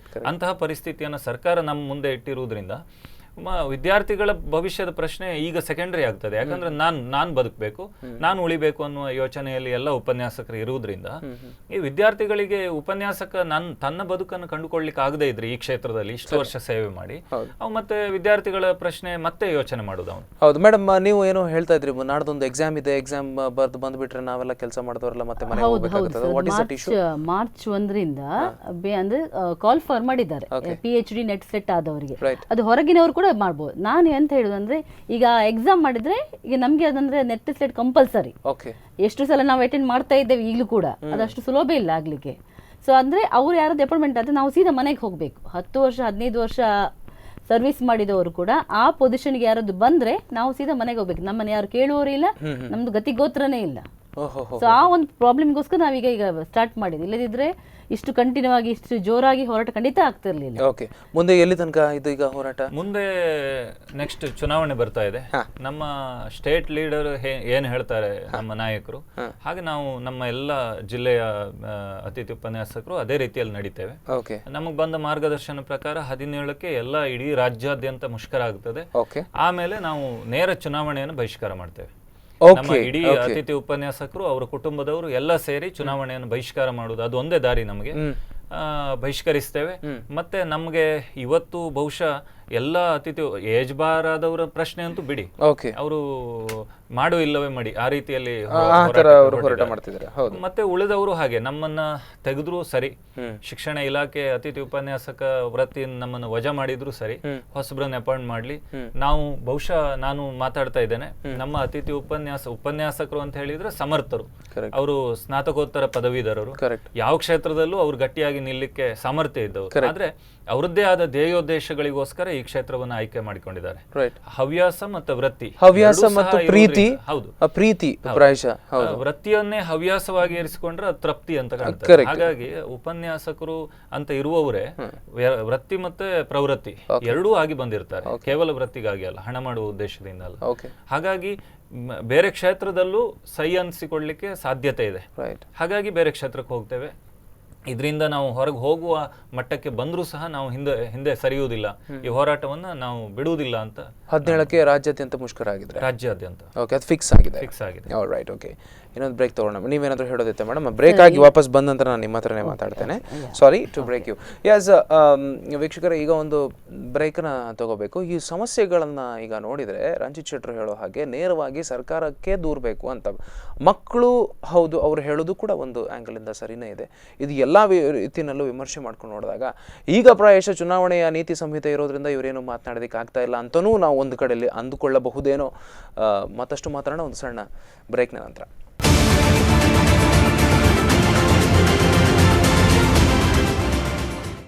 ಬ್ರೇಕ್ ಆದ್ಮೇಲೆ ಮತ್ತೊಮ್ಮೆ ಕಾರ್ಯಕ್ರಮಕ್ಕೆ ಸ್ವಾಗತ ವೀಕ್ಷಕರೇ. ಅತಿಥಿ ಉಪನ್ಯಾಸಕರ ಸಮಸ್ಯೆಗಳ ಬಗ್ಗೆ 1 ಗಂಟೆ ಕಾರ್ಯಕ್ರಮದಲ್ಲಿ ನಾವು ಚರ್ಚೆ ಮಾಡ್ತಾ ಇದ್ವಿ. ಇಬ್ಬರಿಗೂ ಮತ್ತೊಮ್ಮೆ ಸ್ವಾಗತ. ರಂಜಿತ್ ಶೆಟ್ಟರ್ ಇದ್ದಾರೆ, ಅವರು ಅತಿಥಿ ಉಪನ್ಯಾಸಕರ ಸಂಘದ ಉಡುಪಿ ಜಿಲ್ಲೆಯ ಅಧ್ಯಕ್ಷರು, ಮತ್ತು ನಮಿತಾ ಆಚಾರ್ಯ ಅವರು ಇಂಗ್ಲಿಷ್ ಉಪನ್ಯಾಸಕಿಯಾಗಿ ಅಜರ್ಕಾಡಿನ ಸರ್ಕಾರಿ ಪದವಿ ಪೂರ್ವ ಮಹಿಳಾ ಪ್ರಥಮ ದರ್ಜೆ ಕಾಲೇಜಿನಲ್ಲಿ ಕೆಲಸ ಮಾಡ್ತಾ ಇದ್ದಾರೆ. ಮೇಡಮ್ ಅವರು ನೀವೇನೋ ಹೇಳ್ತಾ ಇದ್ರೆ, ಆಗ ನಾನು ನಿಲ್ಸಿದ್ದೆ, ನೀವು ಮುಂದುವರ್ಸಲಿ. ಸರ್, ಏನು ಗೊತ್ತಾ, ನಮ್ಮ ಒಂದು ಶೋಷಣೆ ಎಲ್ಲಿವರೆಗೆ ಆಗ್ತಾ ಇದೆ ಅಂದರೆ, ಒಂದು ಕೂಲಿ ಕಾರ್ಮಿಕ ಅಥವಾ ಒಬ್ಬ ಕೃಷಿಕ ತೀರಿ ಹೋದ್ರೆ ಆ ಮಾಲೀಕ ಅಥವಾ ಸರ್ಕಾರ ಬಂದು ಸಾಂತ್ವನ ಹೇಳಿ ಅವ್ರಿಗೆ ಪರಿಹಾರ ಕೊಡ್ತದೆ. ಸರಿ, ನಮ್ಮ ಅವಸ್ಥೆ ಎಲ್ಲಿವರೆಗೆ ಬಂದಿದೆ ಅಂದ್ರೆ, ನಮ್ಮ ಅತಿಥಿ ಉಪನ್ಯಾಸಕರು ಕ್ಲಾಸ್ ಮಾಡ್ತಾ ಇರುವಾಗ ದೇವಮ್ಮ ಅಂತ ಒಬ್ರು ಲೇಡಿ, ಅವರು ಸಡನ್ ಆಗಿ ತೀರಿ ಹೋದ್ರು ಕ್ಲಾಸ್ ಮಾಡ್ತಿರುವಾಗಲೇ, ಹಾರ್ಟ್ ಅಟ್ಯಾಕ್ ಆಗಿ. ಕೋಲಾರದಲ್ಲಿ ನಾರಾಯಣ ಸ್ವಾಮಿ ಅಂತ, ಮಂಜುಳಾ ಅಂತ, ಮತ್ತೆ ನಮ್ಮ ದಕ್ಷಿಣ ಕನ್ನಡದವರಾದ ನಿಮ್ಮ ಚಂದ್ರಶೇಖರ್ ಅಂತ, ಮತ್ತೆ ಮಂಗಳೂರಿನವರಾದ ಆನಂದ್, ಅವರಿಗೆ ಕ್ಯಾನ್ಸರ್ ಬಂದು ದುಡ್ಡಿಲ್ಲದೆ ಎಷ್ಟು ಪರದಾಡಿದ್ರು ಅಂದ್ರೆ ಇದೇ ಸಮಸ್ಯೆ. ನಮ್ದು ಸಂಬಳ ಇಲ್ಲ, ಸೆಕ್ಯೂರಿಟಿ ಇಲ್ಲ. ಸೊ ಇದಕ್ಕೆಲ್ಲ ಯಾರು ಹೊಣೆ ಸರ್? ನಿಮ್ಗೆ ಏನೂ ಇಲ್ಲ, ಏನೂ ಇಲ್ಲ. ಒಂದು ಅದಕ್ಕೆ ಹೇಳಿದ PF ಇಲ್ಲ, ಪ್ರಾವಿಡೆಂಟ್ ಫಂಡ್ ಇಲ್ಲ, ಸ್ಯಾಲರಿ ಕರೆಕ್ಟ್ ಇಲ್ಲ, ಯಾರ ಹತ್ರ ಬೇಡುದು? ಎಸ್ ಹೌದು ವೀಕ್ಷಕರೇ. ಈಗ ಅತಿಥಿ ಉಪನ್ಯಾಸಕರ ಬೇಡಿಕೆ ಸರ್ಕಾರದ ಮುಂದೆ ಏನು ಅಂತಂದ್ರೆ, ಒಂದು ಅವರಿಗೆ CL ಕೊಡಬೇಕು, 9,500 ರೂಪಾಯಿ ಅವರ ಸಂಬಳದಿಂದ 25,000ಕ್ಕೆ ಏರಿಸಬೇಕಾಗಿದೆ, ಮತ್ತು ಮ್ಯಾಟರ್ನಿಟಿ ರಜೆ ಕೊಡಬೇಕಾಗಿದೆ, ಮತ್ತು ಸೇವಾ ಭದ್ರತೆಗಳನ್ನ ಕೊಡಬೇಕಾಗಿದೆ. ಒಂದು ಸ್ಪಷ್ಟ ಆದೇಶವನ್ನ 12 ತಿಂಗಳು 9 ತಿಂಗಳು. That is very important. ಒಬ್ರು ಸ್ಟೂಡೆಂಟ್ ಮಾತಾಡ್ತಾರೆ. ನಮಸ್ಕಾರ ಅಜಿತ್ ಅವರೇ, ಹೇಳಿ, ಒಬ್ಬ ವಿದ್ಯಾರ್ಥಿಯ ಧ್ವನಿಯಾಗಿ ನೀವೇನಂತೀರಿ ಇದ್ರ ಬಗ್ಗೆ? ಹಲೋ ಸರ್, ನಮಸ್ತೆ ಸರ್. ಹೇಳಿ ಅಜಿತ್. ರಂಜಿತ್ ಶೆಟ್ಟಿ ಅವರಿಗೆ ಒಂದು ವಿಷಯ ಕೇಳಬೇಕಾಗಿದೆ ಸರ್. ಕೇಳಿ. ಸರ್ ನಮಸ್ತೆ. ನಮಸ್ತೆ. ಇವಾಗ ಸರ್ ನೀವು ಮಾಡ್ತಿರೋ ಇದ್ರಿಂದ ಇವಾಗ ನಾನು 3 ವರ್ಷ ಆಯ್ತು ಸರ್, ನಾನು ಕಾಲೇಜ್ ನಾ ಈಗ ಫೈನಲ್ ಇಯರ್ ಸ್ಟೂಡೆಂಟ್. 3 ವರ್ಷನೂ ಇದೇ ತರ ಪ್ರಾಬ್ಲಮ್ ಆಗ್ತಾ ಇದೆ. ಬಟ್ ಇವಾಗ ಮಾಡಿ ನಿಮ್ಗೆ ಈಗ ಕೊಟ್ರು ಅಂತ ಇವಾಗ ನಿಮ್ಮನ್ನ ಪ್ರೈವೇಟ್ ಮಾಡ್ಕೊಳ್ಳೋದಿಲ್ಲ, ಬಟ್ ನಿಮ್ಮನ್ನ ಹೀಗೆ ಮುಂದುವರ್ಸ್ಕೊಂಡು ಹೋಗ್ತೇವೆ ಅಂತ ಮಾಡಿದ್ರೆ ನೀವು ಮುಂದುವರ್ಸ್ಕೊಂಡು ಹೋಗೋದಂತೂ ಈಗ ಬಿಡುವುದಿಲ್ಲ. ಹೌದು. ಆದ್ರೆ ನಾವು ಮುಂದೆ ಏನ್ ಮಾಡ್ಬೇಕು ಸ್ಟೂಡೆಂಟ್ಸು ನಮ್ಮ ಸಮಸ್ಯೆ ಅರ್ಥ ಆದ್ರೆ ನಮ್ಮ ಜೊತೆಗೆ ಬರ್ಬೇಕು ಸರ್. ನಾವು ನಿಮ್ ಜೊತೆ ಬಂದ್ರೆ ನಮ್ ಪಾಠ ಹೇಗಾಗ್ತದೆ ಸರ್? ಪಾಠ ಆಗುದಿಲ್ಲ. ಆದ್ರೆ ನಾವು ಏನ್ ಮಾಡುವ ಹಾಗಿಲ್ಲ, ಯಾಕಂದ್ರೆ ನಾವೇನ್ ಮಾಡಿ ಭವಿಷ್ಯದ ನೀವು ಈಗ ಒಂದು ನಿಮ್ಗೆ ಸರ್ಕಾರ ಆಶ್ವಾಸನೆ ಕೊಟ್ಟು ನಿಮ್ಗೆ ನಾವು ಹಾಗೆ ಮಾಡ್ತೇವೆ ಅಂತ ಆಶ್ವಾಸನೆ ಕೊಟ್ಟು ಒಂದು ಲೆಟರ್ ಕೊಟ್ಟು ನಿಮ್ಗೀಗ ನೀವು ಸ್ವಲ್ಪ ತಣ್ಣಗಾಗಿ ನಮ್ಗೆ ಪಾಠ ಮಾಡಿ ನೆಕ್ಸ್ಟ್ ವರ್ಷ ಹೀಗೆ ಆದ್ರೆ ನೀವೇನ್ ಮಾಡ್ತೀರಾ ಸರ್? ನೆಕ್ಸ್ಟ್ ಸ್ಟೂಡೆಂಟ್ಗೂ ಪ್ರಾಬ್ಲಮ್ ಅಲ್ವಾ? ಹೌದು. ನಮ್ಗೆ ಸರ್ಕಾರ ನಮ್ಮ ಸಮಸ್ಯೆಗಳನ್ನ ಅರ್ಥ ಮಾಡಿಕೊಂಡು ನಮ್ ಪರಿಹಾರ ಕೊಟ್ರೆ ಖಂಡಿತ ವಿದ್ಯಾರ್ಥಿಗಳ ಭವಿಷ್ಯದ ಜೊತೆ ಆಟ ಆಡ್ಲೂ ಇಲ್ಲ, ಆಡ್ತಾನೂ ಇಲ್ಲ. ಸರ್ ನೀವು ಆಡ್ತಾ ಇಲ್ಲ, ನಾವು ಹಾಗೆ ಆಗ್ತಾ ಇಲ್ಲ ಸರ್. ಬಟ್ ಆದ್ರೆ ವಿದ್ಯಾರ್ಥಿಗಳು ಈಗ ತುಂಬಾ ಸಫರ್ ಆಗ್ತಾ ಇದಾರೆ ಸರ್. ಇದಕ್ಕೆ ಅಲ್ಲ, ಕರೆಕ್ಟ್. ಈಗ ವಿದ್ಯಾರ್ಥಿಗಳು ಸಫರ್ ಆಗ್ತಾ ಇರೋದು ಸತ್ಯ. ಆದ್ರೆ ಸರ್ಕಾರದವರು ಇವರು ಸಮಸ್ಯೆಯನ್ನು ಕೇಳಬೇಕಲ್ಲ. ಎಲೆಕ್ಷನ್ ಇರೋದ್ರಿಂದ ಯಾರು ಕೇಳೋದಿಲ್ಲ ಅಂತ ಎಲ್ಲರಿಗೂ ಗೊತ್ತಿದ್ದು ಇವಾಗಲೇ ಮಾಡಿದ್ರು ಸರ್. ನಾವೇನ್ ಈ ಪಾಯಿಂಟ್ ನೀವೇ ಅದು ಅಲ್ಲ ಸರ್. ಒಂದ್ ಮಾತು, ಇವಾಗ ಸರ್ ಹೇಳಿದ್ರು ನೆಕ್ಸ್ಟ್ ಮಂತ್ 15 ಅಂತ ಹೇಳಿದ್ರು ಮುಗಿಯೋದು. ಇಲ್ಲ, ನಾಡ್ದು 17ಕ್ಕೆ ರಾಜ್ಯದಾದ್ಯಂತ ಅವರೊಂದು ಮುಷ್ಕರವನ್ನ ಮಾಡ್ತಾರೆ. ಈಗ ಆಕ್ಚುಲಿ ನೋಡಿ, ಅವರು 29 ದಿನ ಆಯ್ತು, ನೀತಿ ಸಂಹಿತೆ ಎಲ್ಲ ಬಂದಿದ್ದು ಇತ್ತೀಚೆಗೆ. ನೀತಿ ಸಂಹಿತೆ 29 days ಆಯ್ತು ಸರ್. ಅದಕ್ಕೆ ಮುಂಚೆ ತಗೊಳ್ಳಿಲ್ಲ ಅಂದ್ಮೇಲೆ ನೀತಿ ಸಂಹಿತೆ ಬಂದ್ಮೇಲೆ ತಗೊಳ್ತಾರೆ ಇವಾಗ ಮಾಡಿದ್ರೆ. ಅಲ್ಲ, ಉಡುಪಿ ಪರ್ಯಾಯದ ಮುಂಚೆನೆ ಶುರು ಆಗಿದೆ. ಹೌದು ಸರ್, ಮುಂಚೆನೆ ಶುರು ಆಗಿದೆ ಅಂತ ಗೊತ್ತು ಸರ್. ಬಟ್ ಇವಾಗ ಇನ್ನು ಸ್ಟಾರ್ಟ್ ಕಂಟಿನ್ಯೂ ಮಾಡ್ತಾನೆ ಇದ್ದಾರೆ ಸರ್. ಬಟ್ ಸಫರ್ ಆಗ್ತಿದ್ರು ಸ್ಟೂಡೆಂಟ್. ಇವಾಗ ಪೋರ್ಷನ್ ಕಂಪ್ಲೀಟ್ ಮಾಡಿ ಕೊಡ್ತಾನೆ ಅಂದಿದ್ದಾರೆ. ಕನ್ನಡ ಪೋರ್ಷನ್ ಯಾವ್ದಾದ್ರು ಕಂಪ್ಲೀಟ್ ಮಾಡಬಹುದು ಸರ್. ಬಟ್ ಅಕೌಂಟ್ ಕಾಸ್ಟ್ ಅದೆಲ್ಲ ಹೇಗೆ ಕಂಪ್ಲೀಟ್ ಮಾಡ್ತಾರೆ ಸರ್? ಅದು ಈ ಪ್ರಶ್ನೆ.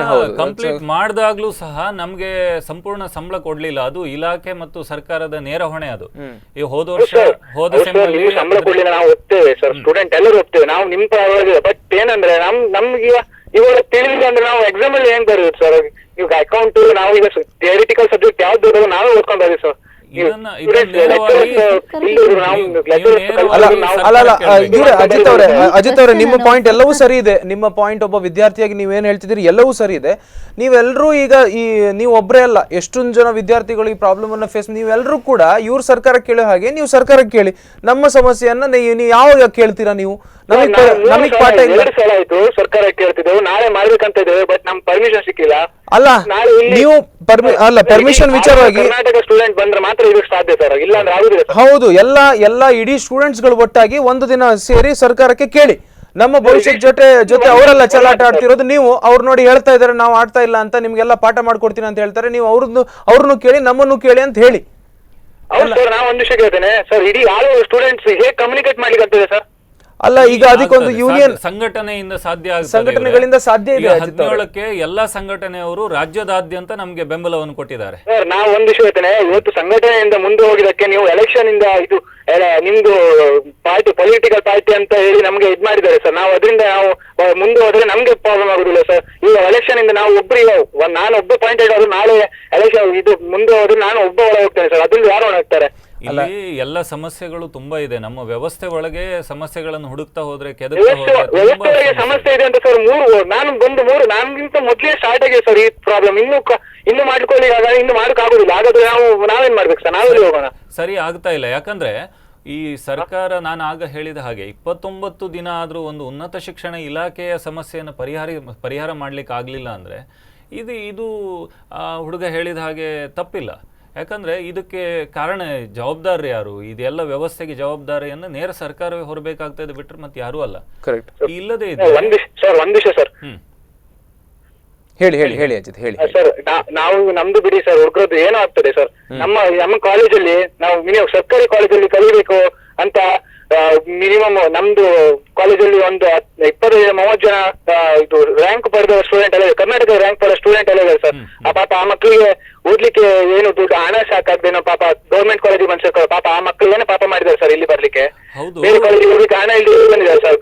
ಈ ಒಂದು ವ್ಯವಸ್ಥೆಯಿಂದ ಸರ್ ಪಾಪ ಆ ಮಕ್ಕಳು ಭವಿಷ್ಯ ಹಾಳಾಗ್ತಿದೆ ಸರ್. ನಮ್ದು ಹುಡುಗರದ್ದು ಏನಾದ್ರು ನಡ್ಕೊಂಡು ಹೋಗ್ತದೆ ಸರ್. ಹೌದಪ್ಪ, ಈಗ 15 ವರ್ಷ ಕೆಲಸ ಮಾಡಿದ್ದಾರೆ, ಅವರು ಸಹ ಬಹಳ ಎಲಿಜಿಬಲ್ ಆಗಿದ್ದವರು, ಆನ್ಲೈನ್ ಅಲ್ಲಿ ನೇಮಕಾತಿ ಹೊಂದಿ ಬಂದವರು. ನಾಳೆ ಬರೋ ತಿಂಗಳು ಅವ್ರ ಭವಿಷ್ಯ ಹಾಳಾಗ್ತದೆ. ಅದಕ್ಕೆ ಏನ್ ಮಾಡುದು ಸರ್? ಗೌರ್ಮೆಂಟ್ ಇಂದ ಅವರು ಮೆಚುರಿಟಿ ಮೇಲೆ ಮಾಡ್ಕೋಬಹುದಲ್ಲ ಸರ್? ಹೇಗಾಗ್ತದೆ ಮೆಚುರಿಟಿ ಮೇಲೆ? ಈಗ ನೋಡು, ಈಗ 15 ವರ್ಷದ ಹಿಂದೆ ರ್ಯಾಂಕ್ ಬರುವವರ ಮಾರ್ಕ್ಸ್ ಕೇಳು ನೀನು, ಎಷ್ಟು ಪರ್ಸೆಂಟೇಜಿಗೆ ರ್ಯಾಂಕ್ ಕೊಡ್ತಾರೆ? ಈಗ ಮೊನ್ನೆ ನಮ್ಮ ಕಾಲೇಜಲ್ಲಿ ಒಬ್ರು ಹೊಸ ಸರ್ ಅಪಾಯಿಂಟ್ಮೆಂಟ್ ಆಗಿ ಬಂದಿದ್ದಾರೆ ಸರ್. ಅವರನ್ನು ಈಗ ಪರ್ಮನೆಂಟ್ ಮಾಡ್ಬೇಕಂದ್ರೆ ಗೌರ್ಮೆಂಟ್ ಏನ್ ಮಾಡ್ತದೆ?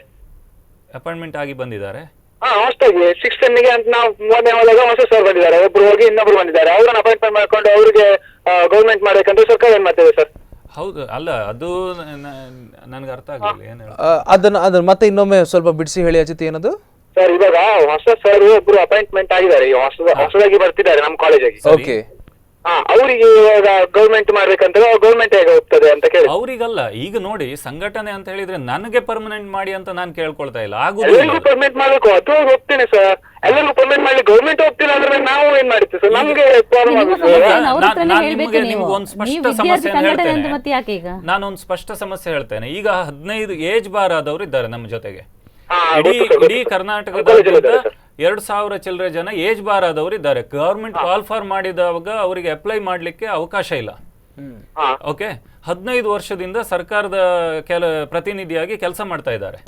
ಇವರು ಒಳಗೆ ಬರ್ಲಿಕ್ಕೆ ಅಪ್ಲೈ ಮಾಡ್ಲಿಕ್ಕೆ ಅರ್ಹತೆಯನ್ನು ಕಳ್ಕೊಂಡಿದ್ದಾರೆ. ಹಾಗಂತ 15 ವರ್ಷ ಫ್ರೀ ಸರ್ವಿಸ್ ಮಾಡಿದ್ದಾರೆ.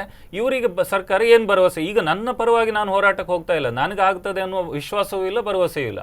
ಆದ್ರೆ ಸಾಂಘಿಕವಾಗಿ ಯಾಕೆ ಹೋರಾಟಕ್ಕೆ ಹೋಗ್ತಾ ಇದ್ದೇವೆ ಅಂತ ಹೇಳಿದ್ರೆ, ನಮ್ಮ ಹಿರಿಯರು ಅವರಿಗೆ ಅನುಕೂಲ ಆಗಲಿ, ಅವರ ಭವಿಷ್ಯದ ಜೊತೆ ಸರ್ಕಾರ ಆಟ ಆಡದೇ ಇರಲಿ, ಅವರು ಎಲ್ಲವನ್ನ ಸ್ಯಾಕ್ರಿಫೈಸ್ ಮಾಡಿದ್ದಾರೆ, ಬಿಟ್ಕೊಟ್ಟಿದ್ದಾರೆ. ಹಾಗಾಗಿ ಎಸ್ ಕರೆಕ್ಟ್, ಅದೇ ಸರಿ ಇದೆ. ಅಲ್ಲ ನೀವು ಹೇಳ್ತಾ ಇರೋದು ಸರಿ ಇದೆ ಅಜಿತ್ ಅವರೇ, ಖಂಡಿತ. ಥ್ಯಾಂಕ್ ಯು ನಮ್ಮ ಜೊತೆ ಮಾತನಾಡಿದ್ರಿ. ಅಜಿತ್ ಅವರು ಹೇಳಿದ್ದು ಕೂಡ ಎಲ್ಲವೂ ಸರಿ ಇದೆ. ಬಟ್ ಐ ಥಿಂಕ್ ಸರ್, ಇವರು ಈಗ ನೀವು ಹೇಗೆ ಸರ್ಕಾರಕ್ಕೆ ಪ್ರಶ್ನೆ ಮಾಡ್ತಾ ಇದ್ದೀರಿ, from your point of view you all are right. ನೀವು ಹೇಳ್ತಾ ಇರೋಂಥದ್ದು ವಿದ್ಯಾರ್ಥಿಗಳು ಸಫರ್ ಆಗ್ತಾ ಇದ್ದಾರೆ. ಹೌದು, ಅವರೆಲ್ಲರೂ ಕೂಡ ಒಂದು ಸರ್ಕಾರಕ್ಕೆ ಒಂದು ಪ್ರಶ್ನೆ ಮಾಡಬೇಕು, ಸಮಾಜ ಪ್ರಶ್ನೆ ಮಾಡಬೇಕು ಸರ್ಕಾರಕ್ಕೆ. ಸಮಾಜಕ್ಕೆ ಈಗ ಗೊತ್ತಾಗಿದೆ ಇಲ್ಲಿ ವ್ಯವಸ್ಥೆ ಏನು, ಸಮಸ್ಯೆ ಏನು, ಪರಿಸ್ಥಿತಿ ಏನಾಗಿದೆ ಅನ್ನೋದು ಸ್ಪಷ್ಟ ಆಗ್ತಾ ಇದೆ. ಹಾಗಾಗಿ ಎಲ್ಲರೂ ಒಟ್ಟಾಗಿ ಪ್ರಶ್ನೆ ಮಾಡ್ಬೇಕು ಸರ್ಕಾರಕ್ಕೆ, ಇದಕ್ಕೆ ಪರಿಹಾರ ಕೊಡಿ. ನಾವು ನನಗೆ ಪರಿಹಾರ ಕೊಡಿ ಅಂತ ಕೇಳುವುದ್ರಲ್ಲಿ ಅರ್ಥ ಇಲ್ಲ. ಈ ವ್ಯವಸ್ಥೆ ಸರಿಯಾಗಬೇಕು, ಪರಿಹಾರ ಕೊಡಿ ಅಷ್ಟೇ. ಕರೆಕ್ಟ್. ಅಲ್ಲ, ಶಿಕ್ಷಕರೆಲ್ಲ ಇಷ್ಟೊಂದೆಲ್ಲ ಸಫರ್ ಆಗ್ತಾ ಇದು ಫಸ್ಟ್ ಟೈಮ್ ಇಷ್ಟು 29 ಡೇಸ್ ಲಾಸ್ಟ್ ಇಯರ್ ಅಲ್ಲಿ ಕೇವಲ 1 ವಾರ ಆದದ್ದು. ಜಸ್ಟ್ ನಾವು ಇಷ್ಟು 1 ವಾರ ಸ್ಟ್ರೈಕ್ ಮಾಡಿದ್ರೆ ನಮಗೆ ಸಿಕ್ಕಿದ್ದು 1,500 ಅಷ್ಟೇ. ಯಾವ ಸೆಕ್ಯೂರಿಟಿ ಇಲ್ಲ, ಯಾವ CL ಇಲ್ಲ, ಯಾವುದೇ ಇಲ್ಲ. ಜೀತ ಪದ್ಧತಿ ಅಂತ ಹೇಳ್ತೇವೆ, ಅದಕ್ಕಿಂತಲೂ ಕ್ರೌರ್ಯ ಅಂತ ಹೇಳ್ತೇನೆ. ಜೀತ ಪದ್ಧತಿಗಿಂತಲೂ ಕ್ರೌರ್ಯ, ಯಾಕಂದ್ರೆ ನಾವು ಕೆಲಸ ಮಾಡ್ತಾ ಇದ್ದು ನಮ್ಗೆ ನಾವು ಯಾರು ಅಂತ ಗೊತ್ತಿಲ್ಲದ ಪರಿಸ್ಥಿತಿ. ನಮ್ಮ ಮೇಜರ್ಲಿ ಅದೇ, ನೀವು ಈಗ ಈ ಇಂಟೀರಿಯರ್ ಭಾಗದಲ್ಲೆಲ್ಲ 10,000 ರೂಪಾಯಿ ನಂಬ್ಕೊಂಡು ತುಂಬಾ ಜನ ಬದುಕ್ತಿರ್ಬೋದು ಸರ್. ಖಂಡಿತ. ಒಂದು ದಿನ ರಜೆ ಹಾಕದೆ ಯಾವುದೋ ಒಂದು ನಮ್ಮ ಕಾಲೇಜಲ್ಲಿ ಇದೆ, ಈಗ ಇಲ್ಲೇ ಇದ್ದಾರೆ. ಮನುಷ್ಯನಿಗೆ ಸಾಮಾನ್ಯವಾಗಿ ಆಸೆ ಇದ್ದದ್ದೇ. ಈ 2005ರಲ್ಲಿ 6ರಲ್ಲಿ ಅರೆಕಾಲಿಕ ಉಪನ್ಯಾಸಕರನ್ನು ಸ್ವಲ್ಪ ಜನ ಪರ್ಮನೆಂಟ್ ಮಾಡಿದ್ರು.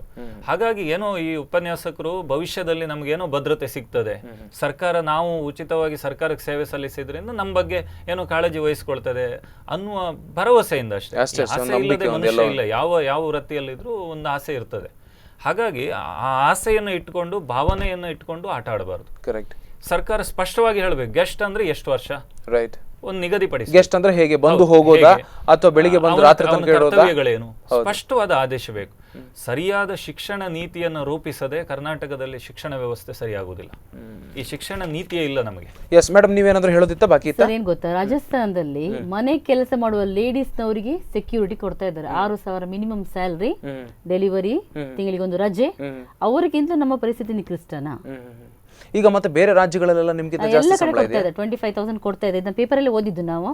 ಅವರಿಗೆ ಸೆಕ್ಯೂರಿಟಿ ಕೂಡ ಕೊಡ್ತಾ ಇದ್ದಾರೆ, CL ಕೂಡ ಕೊಡ್ತಿದ್ದಾರೆ, ಮತ್ತೆ ಬೇರೆ ಲೀವ್ಸ್ ಅಂದ್ರೆ ಬೇರೆ ರಜೆ ಕೂಡ ಕೊಡ್ತಾ ಇದ್ದಾರೆ. ಸೊ ನಮ್ಗೆ ಆಗ ಆಗಲ್ಲ. ಈ ಮಕ್ಕಳ ಸಮಸ್ಯೆ ಅವ್ರು ಹೇಳ್ತಾರೆ, ನಮ್ಮ ಸಮಸ್ಯೆ ಯಾರು ಹೊಣೆ? ಹಾಗಾದ್ರೆ ನೀವು ರಜೆ ಹಾಕಬೇಡಿ ಅಂತ ಹೇಳಿದ್ರೆ ಇದೇನು ಕ್ರೌರ್ಯ? ವರ್ಕ್ ಶಾಪಿಗೆ ಹೋಗ್ಲಿಕ್ಕಿಲ್ಲ, ನಮ್ಗೆ ಸೆಮಿನಾರ್ ಹೋಗ್ಲಿಕ್ಕಿಲ್ಲ, ಐಡೆಂಟಿಫಿಕೇಶನ್ ಇಲ್ಲ ಸರ್. ಇದು ನಮ್ಮ ಅನುಭವ. ನಮ್ಗೆ ನಮ್ಮ ಮನೆ ಪ್ರಾಂಶುಪಾಲ ಅಂತ ಕೇಳಿದ್ರೆ ಅವ್ರೇನ್ ಹೇಳ್ತಾರೆ, ನಿಮ್ಮ ಸಂಘಟನೆ ಮೂಲಕ ನೀವು ಹೋರಾಟ ಮಾಡಿ ಪಡ್ಕೊಳ್ಳಿ. ಅವ್ರು ಹೇಳು ತಪ್ಪು ಅಂತ ಹೇಳುದಿಲ್ಲ, ಅವ್ರು ಹೇಳು ಸರಿ ಅಂದ್ರೆ ಲಿಖಿತ ಬರವಣಿಗೆ ಮೂಲಕ ನಮ್ಗೆ ಬೇಕು ಆದೇಶ. ವಿದ್ಯಾರ್ಥಿಗಳಿಗೆ ಕೆಲವು ಎಷ್ಟೋ ವಿಷಯಗಳು ಗೊತ್ತಿಲ್ಲ, ಯಾಕಂದ್ರೆ ನಾವು ಎಕ್ಸಾಮ್ ಡ್ಯೂಟಿ ಮಾಡ್ತೇವೆ. ಯಾಕೆ ಕೇಳಿದ್ರೆ ನಾವು ಪಾಠ ಮಾಡಿದ ವಿದ್ಯಾರ್ಥಿಗಳು ನಮ್ಮ ಕರ್ತವ್ಯ. ಎಕ್ಸಾಮ್ ಡ್ಯೂಟಿ ಅತಿಥಿ ಉಪನ್ಯಾಸಕರು ಮಾಡ್ಲಿಲ್ಲ ಅಂದ್ರೆ ಎಕ್ಸಾಮಿನೇಷನ್ ನಡೆಯುವುದಿಲ್ಲ ಇಡೀ ಯೂನಿವರ್ಸಿಟಿಯಲ್ಲಿ. ಎಕ್ಸಾಮ್ ಡ್ಯೂಟಿ ಮಾಡ್ತೇವೆ ವಿದೌಟ್ ಸ್ಯಾಲರಿ. ನಿಮ್ಗೆ ಗೊತ್ತಿದೆಯಲ್ಲ, 9 ತಿಂಗಳು ಮಾತ್ರ ಸ್ಯಾಲರಿ. ಮಾತ್ರ ಯಾವತ್ತು ಯೂನಿವರ್ಸಿಟಿ ಕ್ಯಾಲೆಂಡರ್ ಎಂಡ್ ಆಗುತ್ತದೋ ಅಲ್ಲಿ ಸಂಬಳ ಇಲ್ಲ 3 ತಿಂಗಳು. ಆದ್ರೂ ಸಹ ಆ 3 ತಿಂಗಳಲ್ಲಿ ಸಂಬಳ ತಗೊಳ್ಳದ ಉಪನ್ಯಾಸಕ ಬಂಧುಗಳು ಎಕ್ಸಾಮ್ ಡ್ಯೂಟಿ ಮಾಡ್ತಾರೆ. ಯಾಕೆ ಕೇಳಿದ್ರೆ ಇದು ಒಂದೇ ಕರ್ತವ್ಯ ಅಂತ. ನಾವು ಪಾಠ ಮಾಡಿದ್ದೇವೆ, ನಮ್ಮ ಮಕ್ಕಳು ಎಕ್ಸಾಮ್ ಬರೀಬೇಕು. ಇದೊಂದು ಭಾವನಾತ್ಮಕ ಸಂಬಂಧ ಇದೆ ಸರ್. ಇದು ಟೆಕ್ನಿಕಲ್ ಅಲ್ಲ. ಇದು ಟೆಕ್ನಿಕಲ್ ಆಗಿ ನೀವು ಬ್ಯಾಂಕಿಗೆ ಬೆಳಿಗ್ಗೆ 10 ಗಂಟೆಗೆ ಬಂದು ಸಂಜೆ 5 ಗಂಟೆಗೆ ಹೋಗುವಂತ ಕೆಲಸ ಇದಲ್ಲ. ಅಲ್ಲಿ ಅದಕ್ಕಿಂತ ಮೀರಿದ್ದೇನೋ ಒಂದಿದೆ. ನಾಳೆ ನಮ್ ಪಾಠ ಆಗ್ತಾ ಇಲ್ಲ, ಪಾಠ ಹಿಂದುಳಿದಿದೆ, ಆಗ್ಲೇಬೇಕು ಅಂತ ಹೇಳಿ ಇವ್ ನಿಮ್ಮನ್ನ ತೆಗಿತೇವೆ, ಇನ್ನೊಬ್ರನ್ನ ಹಾಕ್ತೇವೆ. ಇದು ಮೆಷಿನರಿ. ಇದು ಏನೂ ಮಾಡ್ಬೋದು ಈ ವ್ಯವಸ್ಥೆಯಲ್ಲಿ. ಈ ಭಾವನಾತ್ಮಕ ಸಂಬಂಧಗಳಿಗೆ ಬೆಲೆ ಕೊಟ್ರೆ ಇಲ್ಲಿನ ಸಮಸ್ಯೆಗಳನ್ನು ಅರ್ಥ ಮಾಡಿಕೊಳ್ಳಿ. ಮಾನವೀಯ ದೃಷ್ಟಿ ಕೂಡ ಬೇಕಿದೆ. ಎಸ್, ಖಂಡಿತ. ಈಗ ಮಾತಾಡ್ತಾ 1 ಗಂಟೆ ಆಯ್ತು ಮೇಡಮ್, ಕೊನೆಯದಾಗಿ ನೀವೇನಾದ್ರು ಹೇಳ್ತೀರಾ? ಸಮಸ್ಯೆಗಳನ್ನೆಲ್ಲ ಹೇಳಿದ್ದೀರಿ. ಸಮಸ್ಯೆಗಳ ಆಗರ ಅಂತ ಒಂದು ನಮ್ಮ ಅತಿಥಿ ಉಪನ್ಯಾಸಕರ ಬೇಡಿಕೆಗಳಿಗೆ ಸರ್ಕಾರ ಆದಷ್ಟು ಬೇಗ ಸ್ಪಂದನೆ ನೀಡಿ ನಮ್ಗೆ ನ್ಯಾಯ ದೊರಕಿಸಿ, ವಿದ್ಯಾರ್ಥಿಗಳಿಗೆ ಕೂಡ ನ್ಯಾಯ ದೊರಕಿಸಿಕೊಡ್ಲಿ ಅಂತ ಇನ್ನೂ ಸಹ ಭರವಸೆಯಿಂದ ಇದ್ದೇವೆ. ಸರ್ಕಾರ ನಮ್ಮ ಬಗ್ಗೆ ಖಂಡಿತ ಗಮನ ಹರಿಸುತ್ತೆ. ಮಾನ್ಯ ಶಾಸಕರನ್ನ, ಉಡುಪಿಯ ಶಾಸಕರನ್ನು ಕೂಡ ಭೇಟಿಯಾಗಿ ಆ ಕಡೆಯಿಂದ ಈ ಭಾಗದ ಎಲ್ಲಾ ಶಾಸಕರು 4-5 ಮಂದಿ ಹೈ ಪೋರ್ಟ್ಫೋಲಿಯೋ ಮಂತ್ರಿಗಳೆಲ್ಲ ಇದ್ದಾರೆ. ದಯವಿಟ್ಟು ಅವರನ್ನೆಲ್ಲ ಭೇಟಿಯಾಗಿ ಒಂದು ಸರ್ಕಾರದ ಪ್ರತಿನಿಧಿಯಾಗಿ 17ಕ್ಕೆ ನಿಮ್ಮ ಏನು ಪ್ರೊಟೆಸ್ಟ್ ಮಾಡಬೇಕು ಅಂತ ಹೊರಟಿದ್ದೀರಿ ಅದು ಯಶಸ್ವಿ ಆಗಲಿ, ಮತ್ತು ನಿಮ್ಮ ಭವಿಷ್ಯನೂ ಭದ್ರವಾಗಲಿ, ಮತ್ತು ವಿದ್ಯಾರ್ಥಿಗಳಿಗೂ ಕೂಡ ಅದರಿಂದ ಅನುಕೂಲ ಆಗಲಿ. ದಯವಿಟ್ಟು ಅವ್ರ ಕೈ ಬಿಡಬೇಡಿ. ಅದು ಬಿಡಲ್ಲ ಅಂತ ನಮಗೆ ಗೊತ್ತಿದೆ. ಖಂಡಿತ ಮಾಧ್ಯಮದವರು ನಮ್ಮ ಸಪೋರ್ಟ್ ಮಾಡಬೇಕು. ಮಾಧ್ಯಮದಿಂದ ಆಗುವ ಕೆಲಸ ಆಗದೆ ಇರುವಂತಹ ಕೆಲಸ ಇಲ್ಲ. ಹಾಗಾಗಿ ನಿಮ್ಮ ಟಿವಿ ಅವರಿಗೆ ನಾವು ಸ್ಪೆಷಲಿ ಥ್ಯಾಂಕ್ಸ್. ಯಾಕಂದ್ರೆ ಇನ್ನೇ ಸಲ ನಮ್ಮನ್ನು ಕರೆದು ಮಾತಾಡಿಸ್ತಾ ಇದ್ದೀರಿ. ಧನ್ಯವಾದ. ಖಂಡಿತ. Thank you. Thank you madam ಅವರೇ. ನಿಮ್ಮ ಹೋರಾಟಕ್ಕೆ ಒಂದು ಜಯ ಸಿಕ್ಲಿ. ಪಾಪ ಅವರು ಸ್ಟೂಡೆಂಟ್ಸ್ ಹೇಳ್ತಿರೋದು ಸರಿ ಇದೆ, ನೀವು ಹೇಳ್ತಿರೋದು ಸರಿ ಇದೆ. ಈ ತರ ಓವರ್ ಆಲ್ ವ್ಯೂಸ್ ಅನ್ನ ನೋಡೋದಕ್ಕೆ ಹೋದ್ರೆ ಸರ್ಕಾರ ಮುಂದೆ ಬಂದು ಅದಕ್ಕೊಂದು ಇತಿಶ್ರೀ ಹಾಡಬೇಕಾಗಿದೆ. ಥ್ಯಾಂಕ್ ಯು ಇಬ್ಬರಿಗೂ ಕೂಡ. All the best. ಎಸ್ ವೀಕ್ಷಕರೇ, ಇದು ಈ ಹೊತ್ತಿನ ವಿಶೇಷ ಅತಿಥಿ ಉಪನ್ಯಾಸಕರು ಫೇಸ್ ಮಾಡ್ತಾ ಇರುವಂಥ ಒಂದಷ್ಟು ಸಮಸ್ಯೆಗಳು. ಇನ್ನು ಈ ಸಮಸ್ಯೆಗಳನ್ನು ಅವ್ರು ಹೇಳ್ಕೊಂಡಿದ್ದಾರೆ. ವಿದ್ಯಾರ್ಥಿಗಳು ಕೂಡ ಒಂದಿಬ್ಬರು ಮಾತನಾಡಿದರು. ಅದು ಇಡೀ ವಿದ್ಯಾರ್ಥಿ ಸಮೂಹದ ದನಿಯಾಗಿ, ಮತ್ತು ನಮ್ಮ ಪ್ಯಾಕೇಜ್ನಲ್ಲೂ ಕೂಡ 3 ಮಂದಿ ಹುಡುಗಿಯರು ಮಾತನಾಡಿದ್ದನ್ನು ಕೂಡ ನೀವು ಗಮನಿಸಿದರೆ ಅವ್ರು ಹೇಳೋದು ಸರಿಯೇ ಇದೆ. But who has to solve the problem? ಬೆಕ್ಕಿನ ಗುತ್ತಿಗೆಗೆ ಗಂಟೆ ಕಟ್ಟುವವರು ಯಾರು? ಸರ್ಕಾರ ಮಾತ್ರ. ಇದೇ ಹೊತ್ತಿನ ವಿಶೇಷ. ನಿಮ್ಮ ಮುಂದಿನ ಸುದ್ದಿ ಮತ್ತು ಮನೋರಂಜನೆಗೆ ನೋಡ್ತಾನೆ ಸ್ಪಂದನ. ನಮಸ್ಕಾರ.